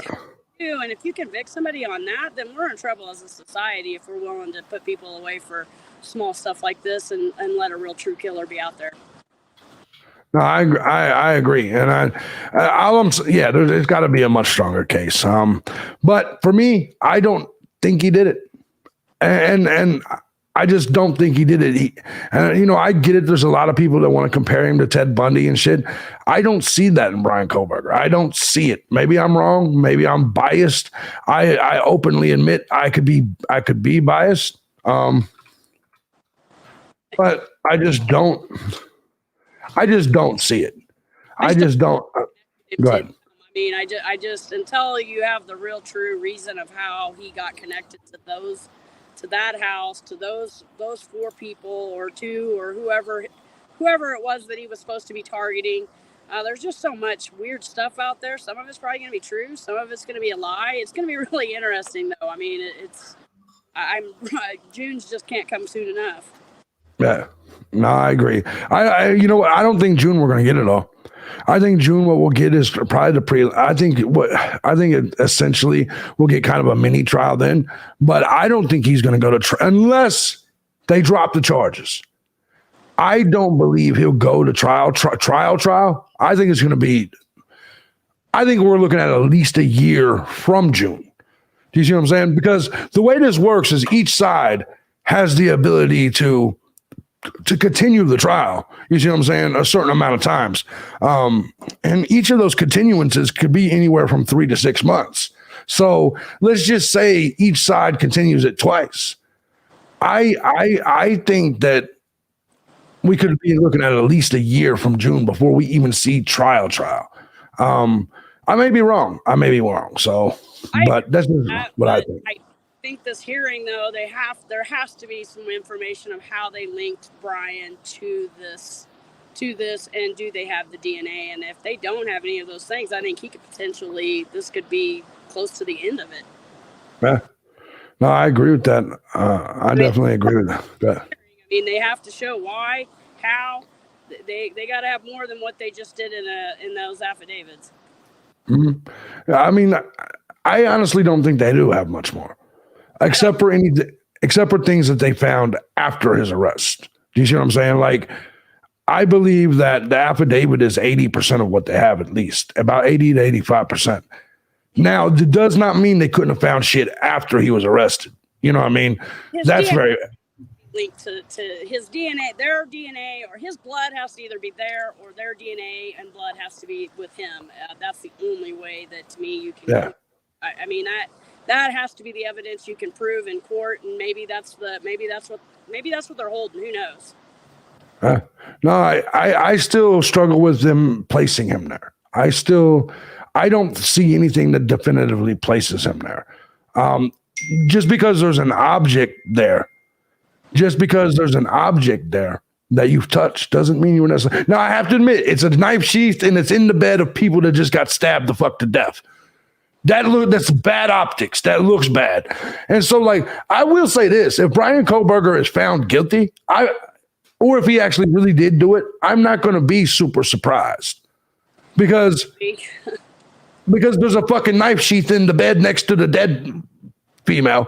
I watched my words there, but next to the dead female with your touch DNA on it. It's not like I'll be like, oh no, I'm shocked. You know what I mean? But just to me, it feels so much like it feels so much like a plant, or like somebody else had it and he just touched it. I saw it, Kai. Thank you. And so I don't know, man. But I appreciate your opinion on the situation. In general, this case has been a clusterfuck the entire time. You agree? Absolutely. Gobbles, I appreciate you coming on, and we're gonna start doing streaming over here a lot more. Cool, I mean, man. Yeah, it is. You know, I like it better in our small little streams over there, but this was pretty cool. I don't get a chance to talk to these people a whole lot, and I never do panels. You know, I never bring people on. You know, but take a chance. Yes, it was good to talk to you as well. I've been wanting to talk to you anyway like this. Good to hear your opinion, and we'll do this more often over here. All right, man. Thank you. Later on, Gobbles. Thank you, by the way. Bye. Bye. All right, so we got another one. We got Tyler Hart. What's going on? How you doing? Oh, shit. How are you doing, beautiful? I'm doing good. A big long-time fan. So I had a really interesting thought the other day after the whole Dave stuff. Oh, shit. I think you froze on me. At least it didn't freeze you like in a weird face. I mean, I guess that's something to be thankful for. To come over there and do he came over here to do the dirty work. You keep freezing. Shit. Insistent on him not being guilty because he didn't kill them. He just desecrated their bodies. What you think about that? You were freezing up, so I didn't hear your whole theory. Say it one more time. When you were walking around, you were freezing up. I couldn't hear you. I'm sorry. Hang on one second. It's cool. Let me take this out. Can you hear me better now? I can. How you doing? Go ahead. You're frozen again. Frozen shock phase. That's exactly what's going on. Oh, yeah. Okay, I can hear you better. Yeah, awesome. All right.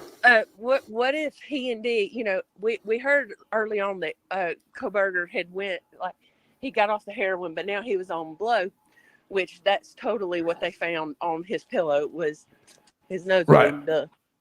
Makes sense. Right. So anyway, he clearly bought from Emma and D since they were the guys. And then they had to figure out a way to not make this OD look like them because inevitably what happened to the Caden guy a few months later, bless his heart. Right. So what about if D and or Kohberger by itself went in there, or even the whole Brent Kopaka thing? What if they went there and just desecrated the bodies and just went in there and had fun? That would make sense when there wasn't any screaming because they were already dead. I know they had Narcan on them, but sometimes it happens so fast, there's nothing you can do. So that is a possibility. And here's why. There was Venmo sent that night. But let me say this. If I am already, I don't know if the overdose of Caden was before. Do you know if the overdose of Caden was before or after the homicides? Oh, that was after. That was like in March, I believe. Okay, that's when it actually happened. Okay, so that kills that theory for me. But it is possible. I will say this, that it's not out of the realm of possibility that something like that happened. And if I'm a drug dealer and I gave drugs to a house and everybody OD'd, I would do it. Right. Like what I mean is, I don't want you to think that my drugs killed these people, so why wouldn't I take a knife and do it? The problem with that is that would take a lot of staging, right? That would require a lot of staging, and I don't. To me, that's too far fetched. It's possible. It's in the realm of possibility, but to me, I just truly feel like somebody was so fucking angry, so pissed at least one person, right.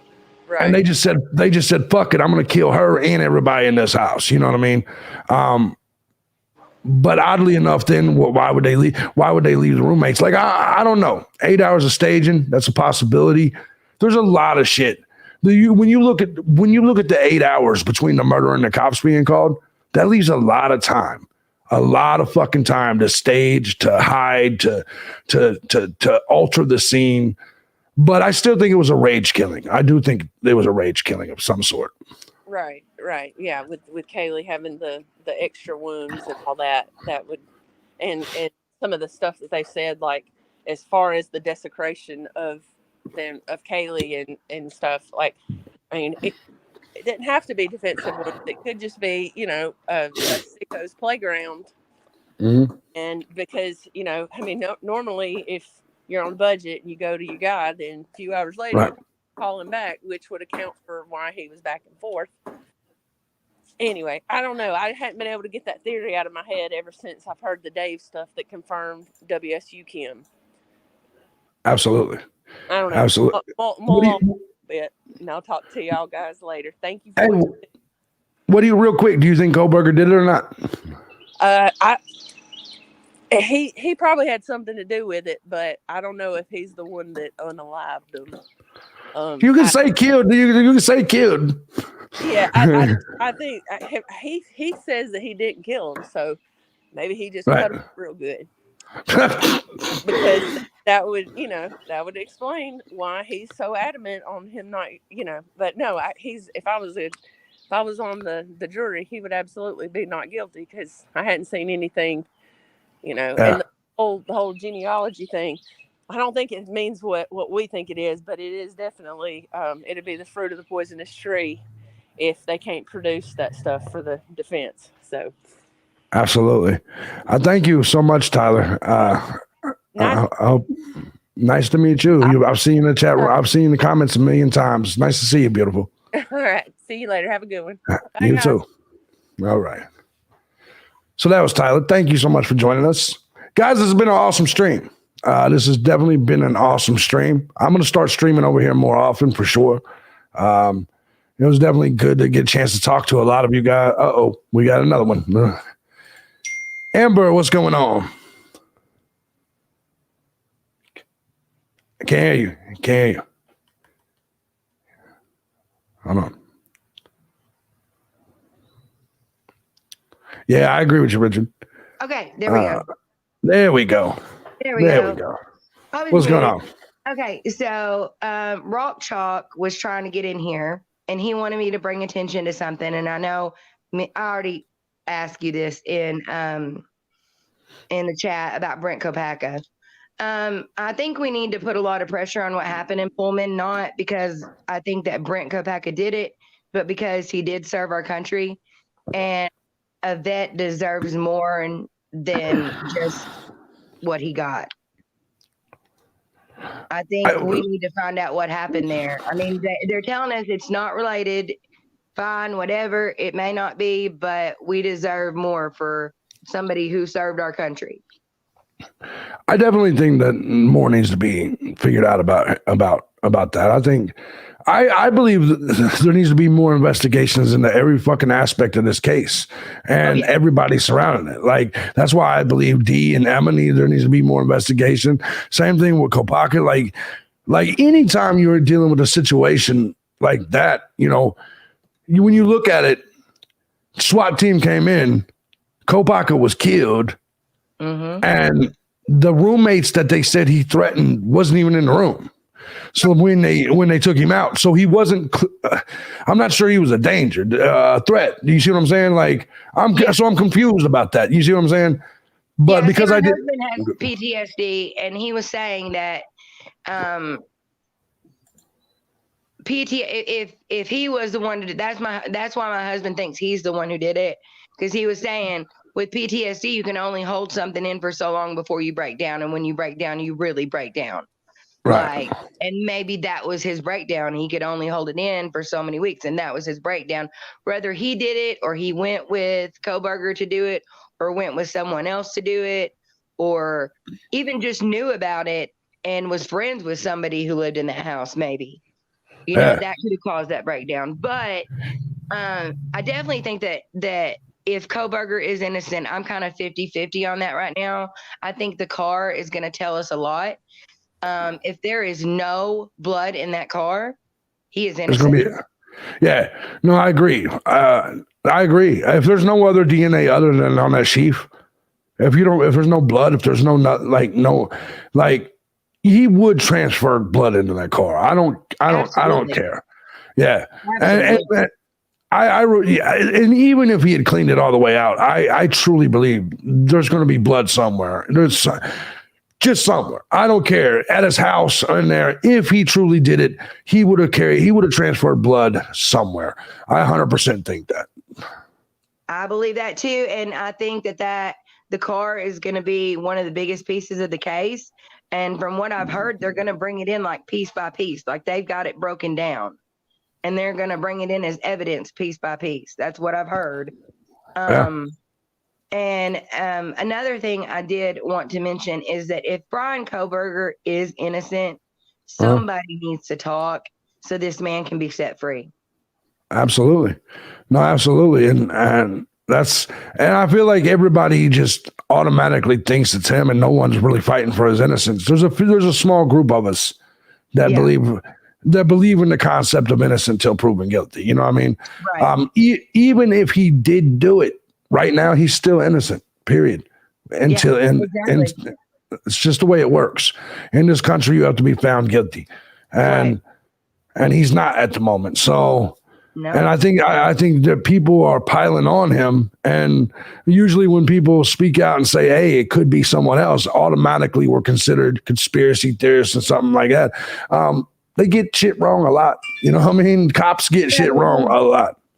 So I think, and I'll tell you something about the sheath, and I don't know if you've noticed this, but if you look in, I believe it's Sergeant Bleeker's PCA, the one he wrote for the search in Washington, he states in there. Now, he was one of the first ones on the scene before Payne. Brett Payne was on there. And in his PCA, he wrote, and you can read it in his PCA, that they needed to search Bryan Kohberger's apartment at WSU for the weapon and the sheath. But supposedly Brett Payne seen the sheath on Bleeker's body cam. Why didn't Bleeker see the sheath if it was on his body cam, and that's how Payne seen it? The whole fact that they didn't find the sheep immediately is bothersome to me too. Right, exactly. They didn't find it immediately. They found it on body cam, and then went back and recovered it. Exactly. It just seems like a weird thing. Like that would be something you would see immediately. But so when it comes to this, guilty or not guilty, what are your thoughts on whether he is guilty or not guilty? But also, second part of the question, what do you think the courts will do if the trial was today? If the trial was today, he would be not guilty. Okay. And inside, do you think he did it or not did? Or do you think it maybe had something to do with it? Do you think he murdered these kids? Do I think he murdered them? No. Do I think he has something to do with it? Yes. Or know something about it. There you go. And I think a lot of people, I lean towards your side there. And the reason I say that is because too much coincidences is coming up with Kohberger. You see what I'm saying? Like Kohberger is connected somehow. I don't think he did the murders. I don't think he killed the kids, and I don't think he's going to be found guilty. But where there's smoke, there's fire, right? So like there's a reason cops have honed in on you. Right. It may be just chance. It may just, you just have some sort of odd connection to the shit, but somehow you've given them reason to believe you're the guy, whether you did it or not. Booty call, for all we know. I do think that. I think it's very possible. Everybody keeps saying he's an incel that can't get nothing. I'm like, no. I could see it. I think it's very possible he was with one of them. Exactly. So that's my stance on it. I don't think that he murdered them.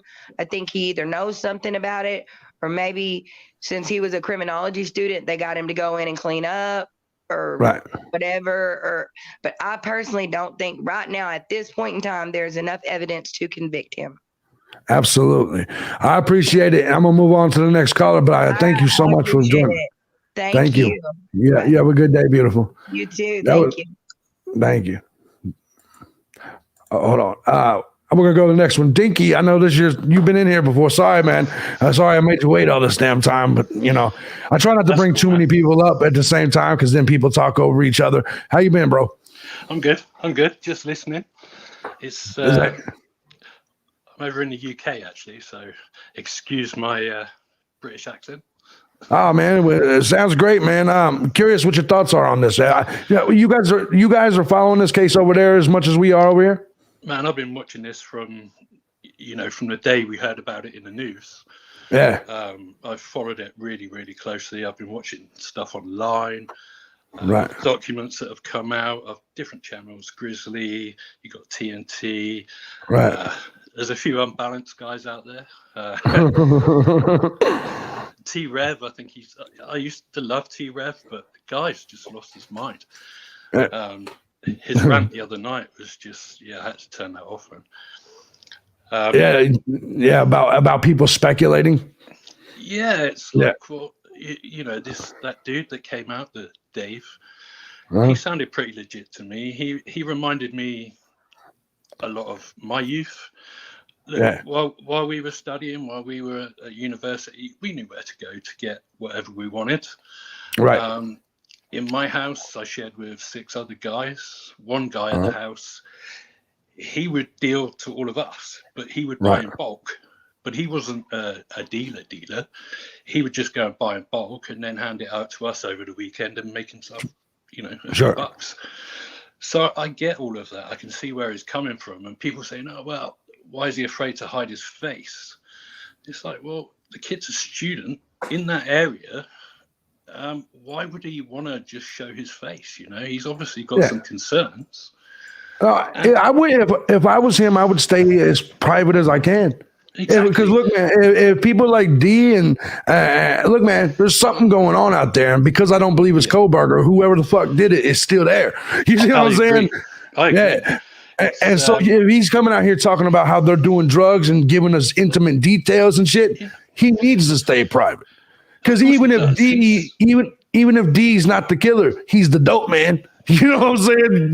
Exactly. You know what I mean? Yeah, exactly. Emma Bailey, she was in and out of that house. She was throwing them whatever. I think probably Xana, from what that guy was saying, was probably just dealing it out to the guys in the house or whoever came round, She would probably just buy an 8-ball and sell it off in grams. So it's, to rubbish. This is why people aren't coming forward in that community, because they just get rubbished.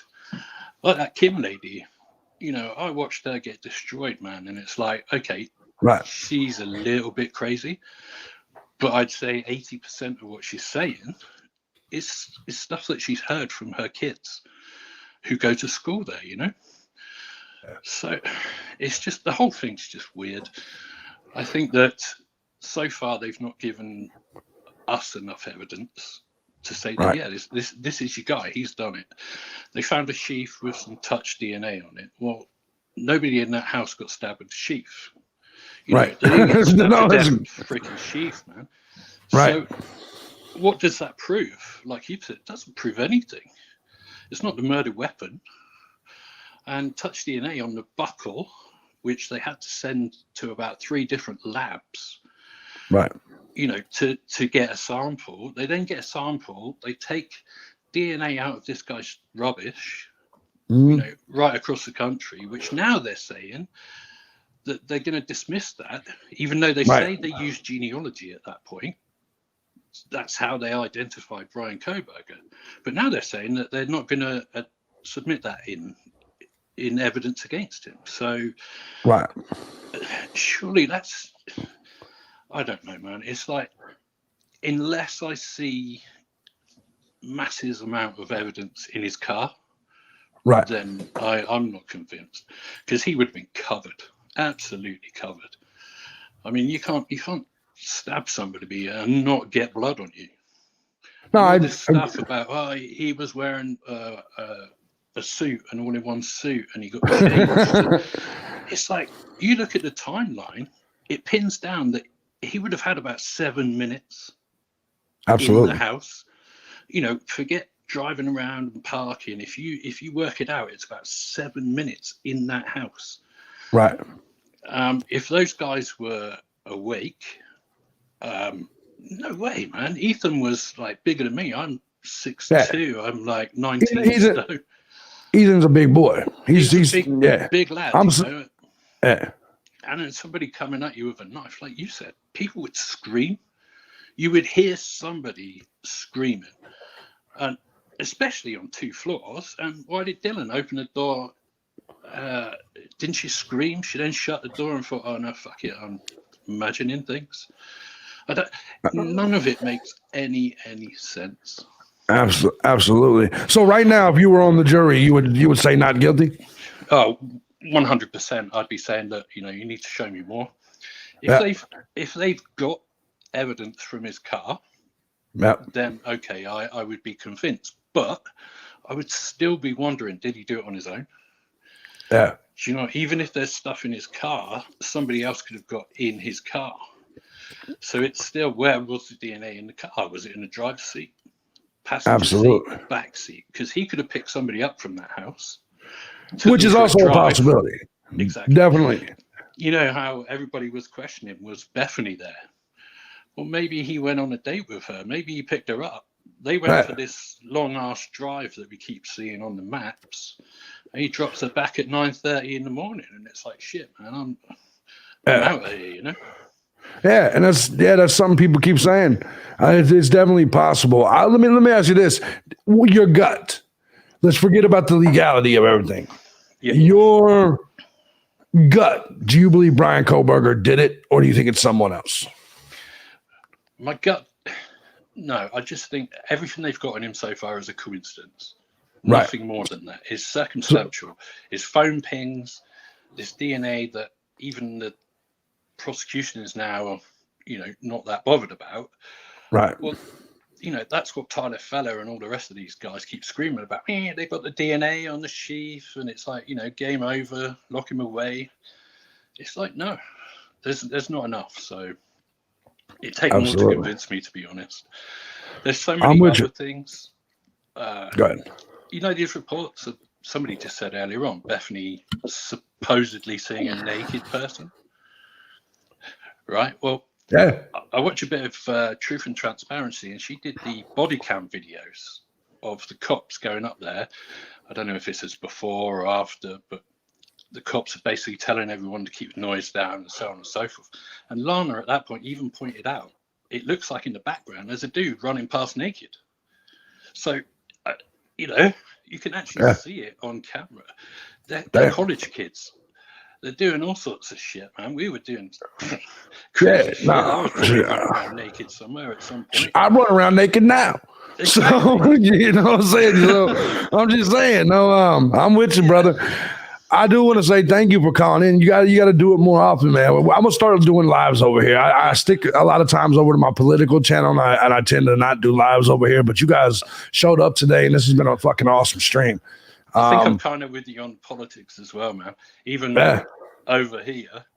I think, we could probably have a long chat about that, because I think you'd be amazed at what people over here really think about what's going on, I believe it. We'll definitely have that conversation another day, 100%, man. But this is my first ever call in. Yeah, ever. Well, thank you, brother. It's been a pleasure to talk to you, man. And I agree with you a lot. I appreciate you, brother. And you, man. All right, thanks a lot. You too. Bye-bye. All right, we're going to bring in Validation Bay. What's going on, Validation Boy? Is that Boy or Bay? What's going on, bro? What's going on? It's Boy. How you doing, beautiful? Don't come in here with that gay shit. I'm not gay, bro. Okay, how you doing, man? I'm doing good, man. It was good seeing you comment on my video about that stuff. I sent that tag to you, and I'm glad that you watched it, man. I really appreciate that. Thank you. I know what you're talking about. I did watch that. I did. Absolutely, man. You make some interesting stuff over there. I pay attention. I try to pay attention to as much as possible, but I saw the tag, and that's typically that's what got me. I did take it, and your videos are short, so it was easy to consume. So appreciate it. But what about yourself, man? Obviously, this case. What are you thinking? Well, to me, the most disturbing element in this whole case is the incel narrative. Now, I understand that the MPD probably rushed to find a suspect, and I believe that they're framing Bryan Kohberger. But, to me, the most disturbing element, like I said, though, is this whole incel narrative. Like, where did that come from? Who really started that? And why have they pushed it so hard? Who's behind it? And I'm worried about the social implications that the incel narrative is going to have on our society, and how that's going to be detrimental to certain demographics of people. That's what I'm really worried about. This case is about setting precedents, Yeah, no, I think in terms of that, they've been pushing towards, let me say this, because I used to make content in what's called the manosphere, right? I'll say this. For years and years and years and years, they have been pushing this, whether if you're a MGTOW or if you're a guy that is a men's rights activist, anything like that, they automatically label you an incel. And I find that hilarious because there's plenty of us that believe in men's rights that are the farthest thing from an incel. So what happened is that the fucking asshole Elliot Rodger came out and did his stupid shit. And so now all of these shootings, all of these killings, the first thing that pops in their head, if it's a chick that dies, just like when there's a race, just like when there's two different races in a killing, immediately they jump on hate crime. Same thing here. Whenever there's a female killed, immediately the first thing they say in the mainstream media is has to be an incel, had to be someone that hated women in general. And News Nation is the one that did it. Whether it's Ashley Banfield or you can go to Nancy Grace and her shit, like they push this incel narrative. There is absolutely no evidence whatsoever that Bryan Kohberger is an incel. None. We don't know. Women could be sucking his dick every day. We have no clue. You know what I'm saying? I do think that a woman would come out and say it though. That she'd be like, yeah, no, he's a good guy. But I don't think the incel narrative fits in this situation. There's too much anger. There's too much hatred for it to be just some jackass in his basement eating Hot Pockets. I refuse. For me, I struggle with that. And so, no, I don't want it to be a situation like this happens, because if you look at the way they started talking about Kohberger, they said he was hard on women at school, but he was also hard on dudes at school. You know what I'm saying? So like, does that make sense? Like to me, people are going to form their own narrative for themselves, and they're going to stick to it. I don't see incel. I don't even see creepy in Bryan Kohberger. I see an educated, good kid working on his PhD. I don't understand what everybody thinks is creepy about him. I don't see it. But then again, I'm also not a chick. You know what I mean? So I don't see it in him. He's just a nerd. He's just a fucking, like he's a very educated, going for his PhD type of dude. I don't see the weirdness. I don't understand it. But go ahead. Sorry about that. No, it's fine. It's like, people need to understand 99.99% of incels absolutely worship women. Right. No, they do. They're not. They wish they could be in the situation as people that are not incels.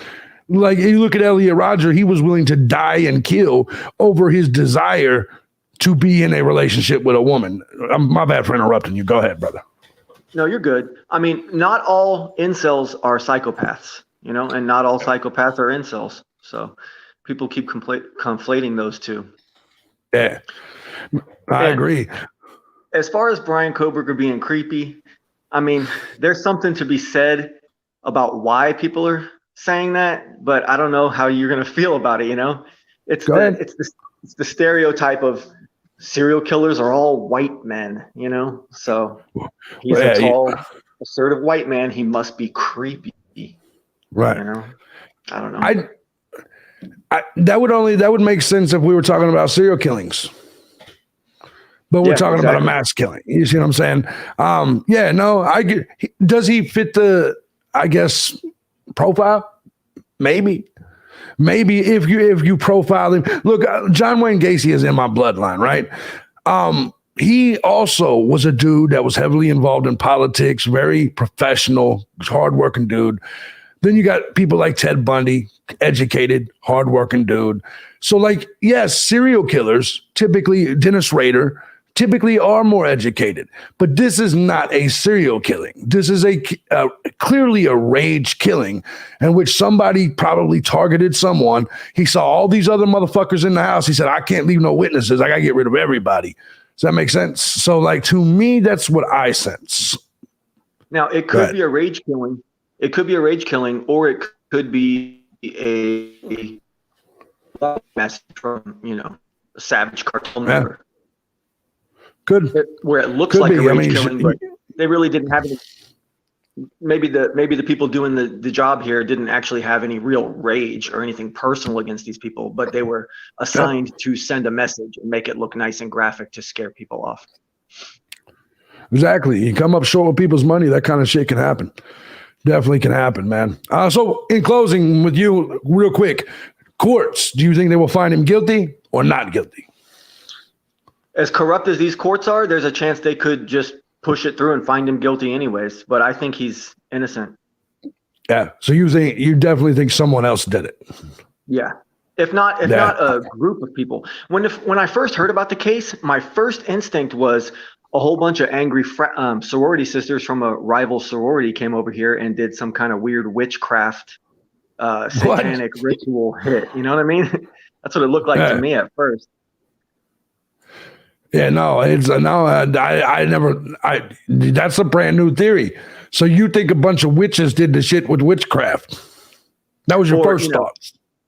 Not with witchcraft, but for witchcraft purposes. Some kind of a sacrifice, maybe some kind of revenge. I don't know. That's a hell of a theory. That's a hell of a theory. Yes. But that's not how bitter. You know how bitter and angry and jealous some of these women can be. That's not how they would have killed you, bro. They would have married. No, if a woman really wanted to murder a motherfucker, they would have married him and took after their shit. That's right. Torture, right. Like a frog in the fucking pot. Exactly. All right, brother, it's been cool talking to you, man. I hope you call in again. Validation Boy, right? If they want to go see your content. Yes, please. Yes, thank you so much for that. Yeah, no problem. His channel's Validation Boy. He's got some interesting stuff over there to make you think. Thank you, brother. Thank you for coming on. Hopefully you'll come on next time. Shout out to Harsh Reality also. Thank you so much, JB. Yeah, no, absolutely. Thank you, brother.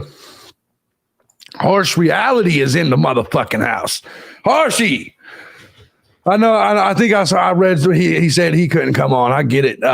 Harsh, glad to see you in here, brother. But he says still waiting for food.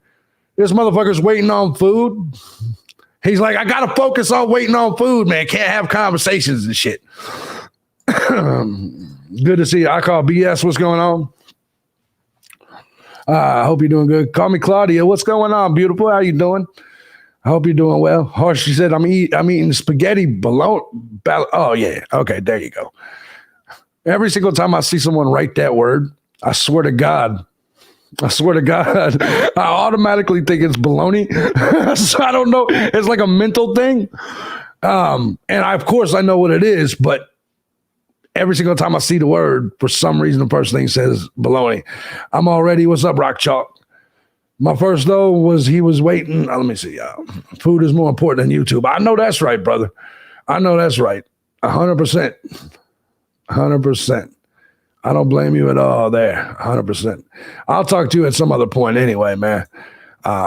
Yeah, fuck Tyler. You guys already know my position on Tyler with his clickbaiting bullshit. You know my position on that motherfucker. And I agree with you. He's more weird than Kohberger. 100%.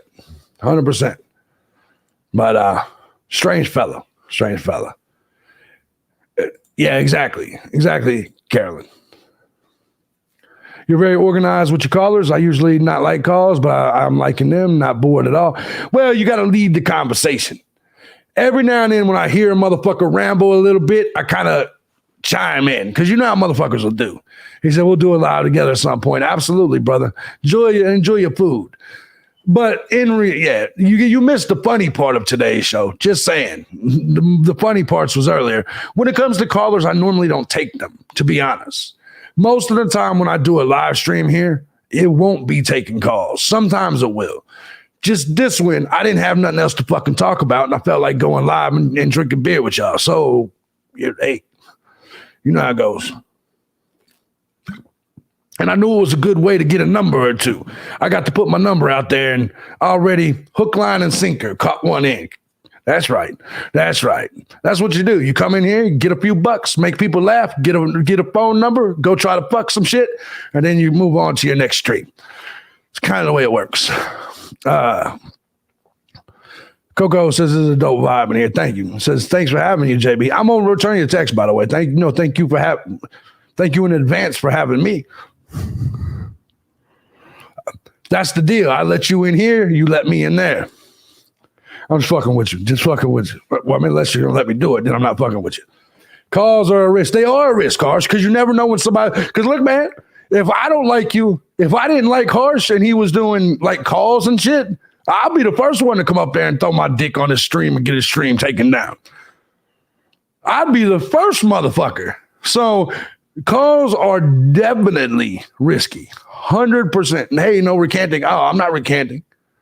No, my face will be straight in your ass. Trust me, I'm the wrong guy to test. I'm just letting you know. But what was I saying? No, they are risky because you never know who's going to come up. Calls here are usually X-rated. Yeah, exactly. I've been doing this a long time. People know I'm going to say murdered instead of unalived. I'm going to say raped instead of SA'd. I'm going to do all that shit. It's just the way it works. Just the way it works. But anyways, guys, I think we're coming to the end of this stream. I think it's been fun. I do want to say thank you to everybody who hit tip jar. Thank you to everybody that didn't. Appreciate every last one of you. I got to get to my political stream here soon. No, I'll probably do it at 8, so it's not too bad. But send me for myself. What's going on, girl? I've been married for 18 years, but you're a good-looking man here, JB. No lie. Don't tell my husband. He watches your political stuff. I'll shut the fuck up. I'll shut the fuck up about it then. I won't let him know. But I thank you. I thank you. Kathy said, yeah, that would be a pretty dick. He said, get it, bro. I mean, shit, you didn't call in BS. I would have tried to get you too. I'm a soul collector. My fishing pole can handle more than one fish. That's all I'm saying. What about the woman with the roaches on the wall that called in? Yeah, that was crazy, wasn't it? That was crazy. I avoid politics as I get banned in a heartbeat. I do it. You got to remember, Harsh, I've been on this platform 16 years, bro.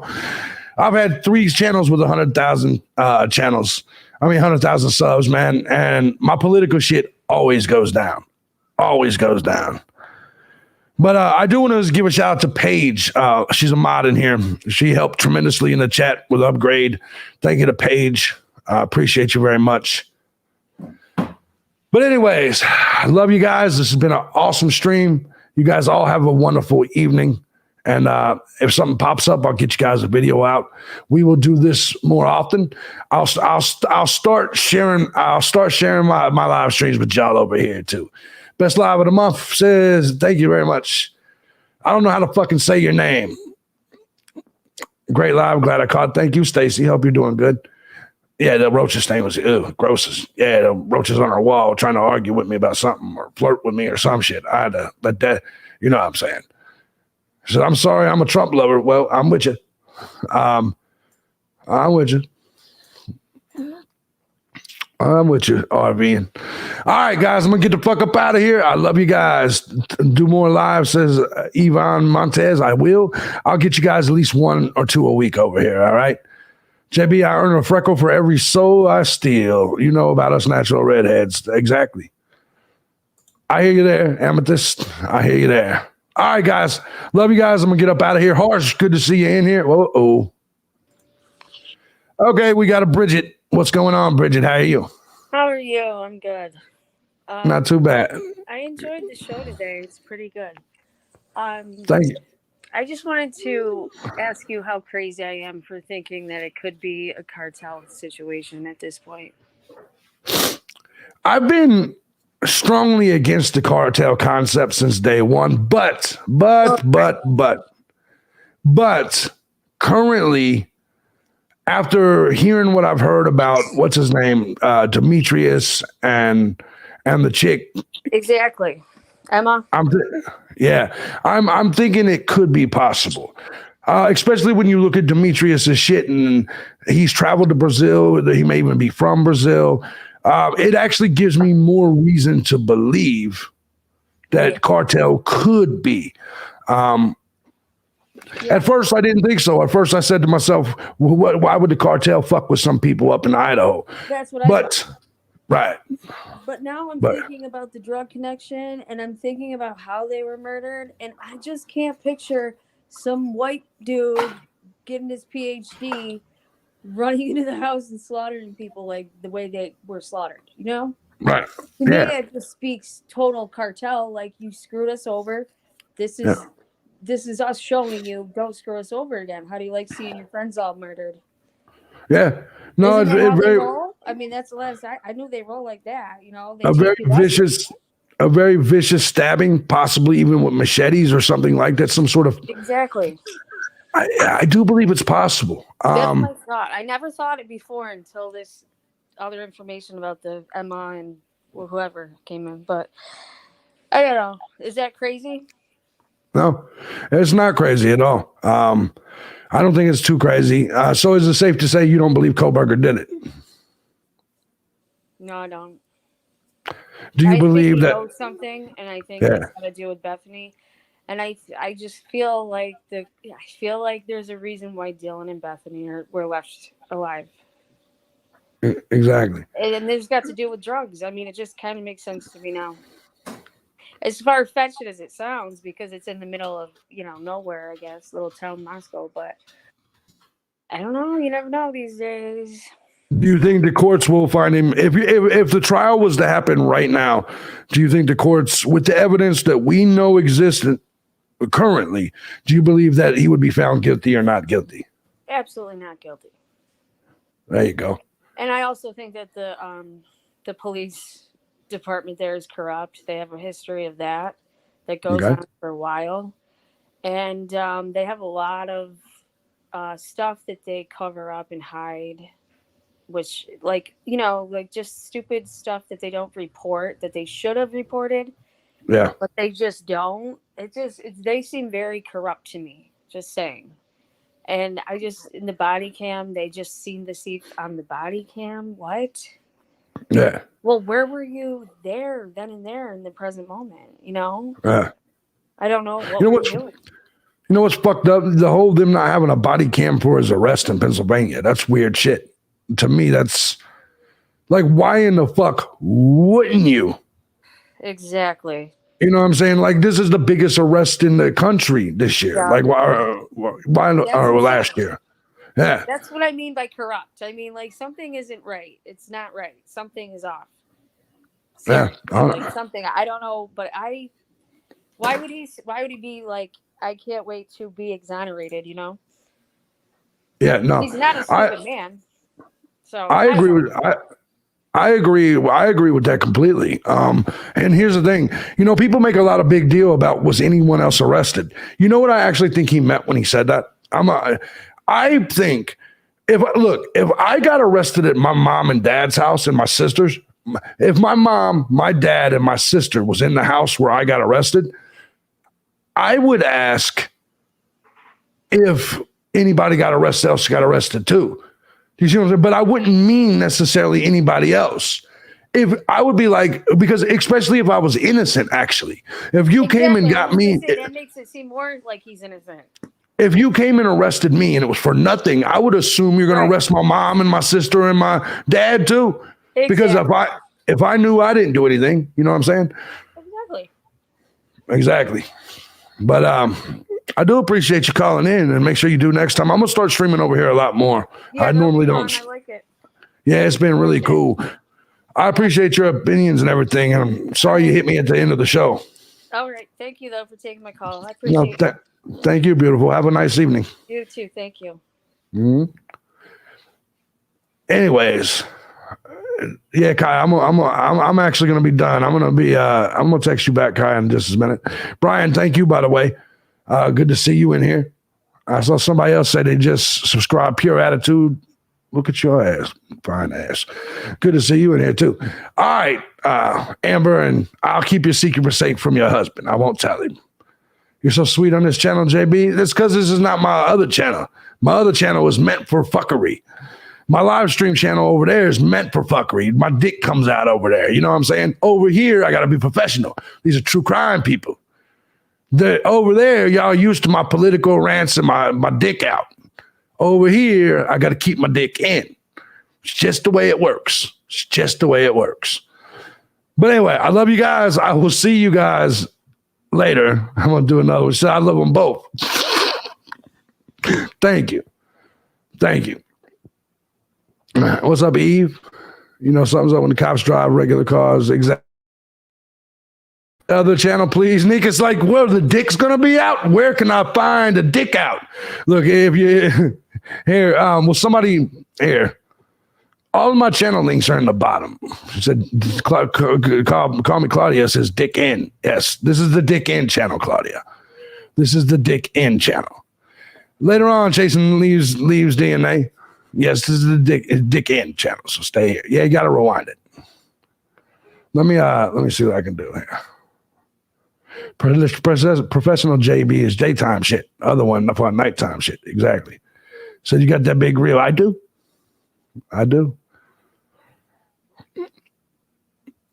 Anyways, JB is professional in that case. Love you. I love you too. All my channels are in the description box if you look at it. Let me pull one up. Oh no. Let's see here. Hold on. I'll just give you my live stream channel where I'll be live streaming later.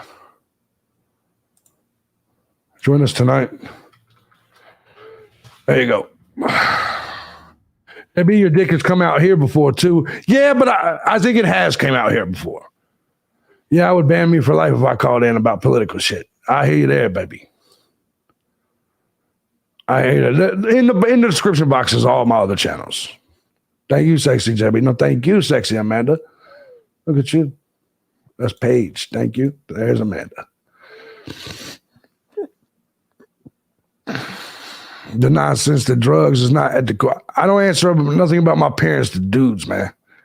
That's gay as shit. I'm with you on the Trump shit. Dick's all out. I'm going to go check out the politics, not the penis. There you go. Exactly, Stacy. I always find this weird when dudes ask other dudes about their appearances. That's weird shit. To me, that's just strange.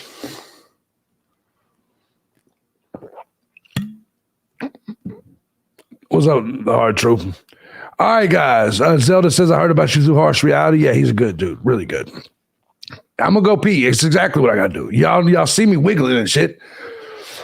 Y'all see me wiggling. I love you guys. I'm going to get up out of here. Be cool. This was a fun stream. If you guys do go join over there, I'll see you tonight. You guys be cool. Warning, yeah, don't go over there for your snowflakes and shit. I appreciate y'all. What's up, Grizzly? Lover Meg. Good to see you. All right, I'm getting out of here this time. I'm literally leaving. I'm getting the fuck out of here. Love you. Have a good day, JB. Okay, prove you love me. There you go, girl. Feel free to text. All right, I'm getting out of here. I'm really getting out of here now. All right, I'm getting out of here now. Love y'all. I'm out.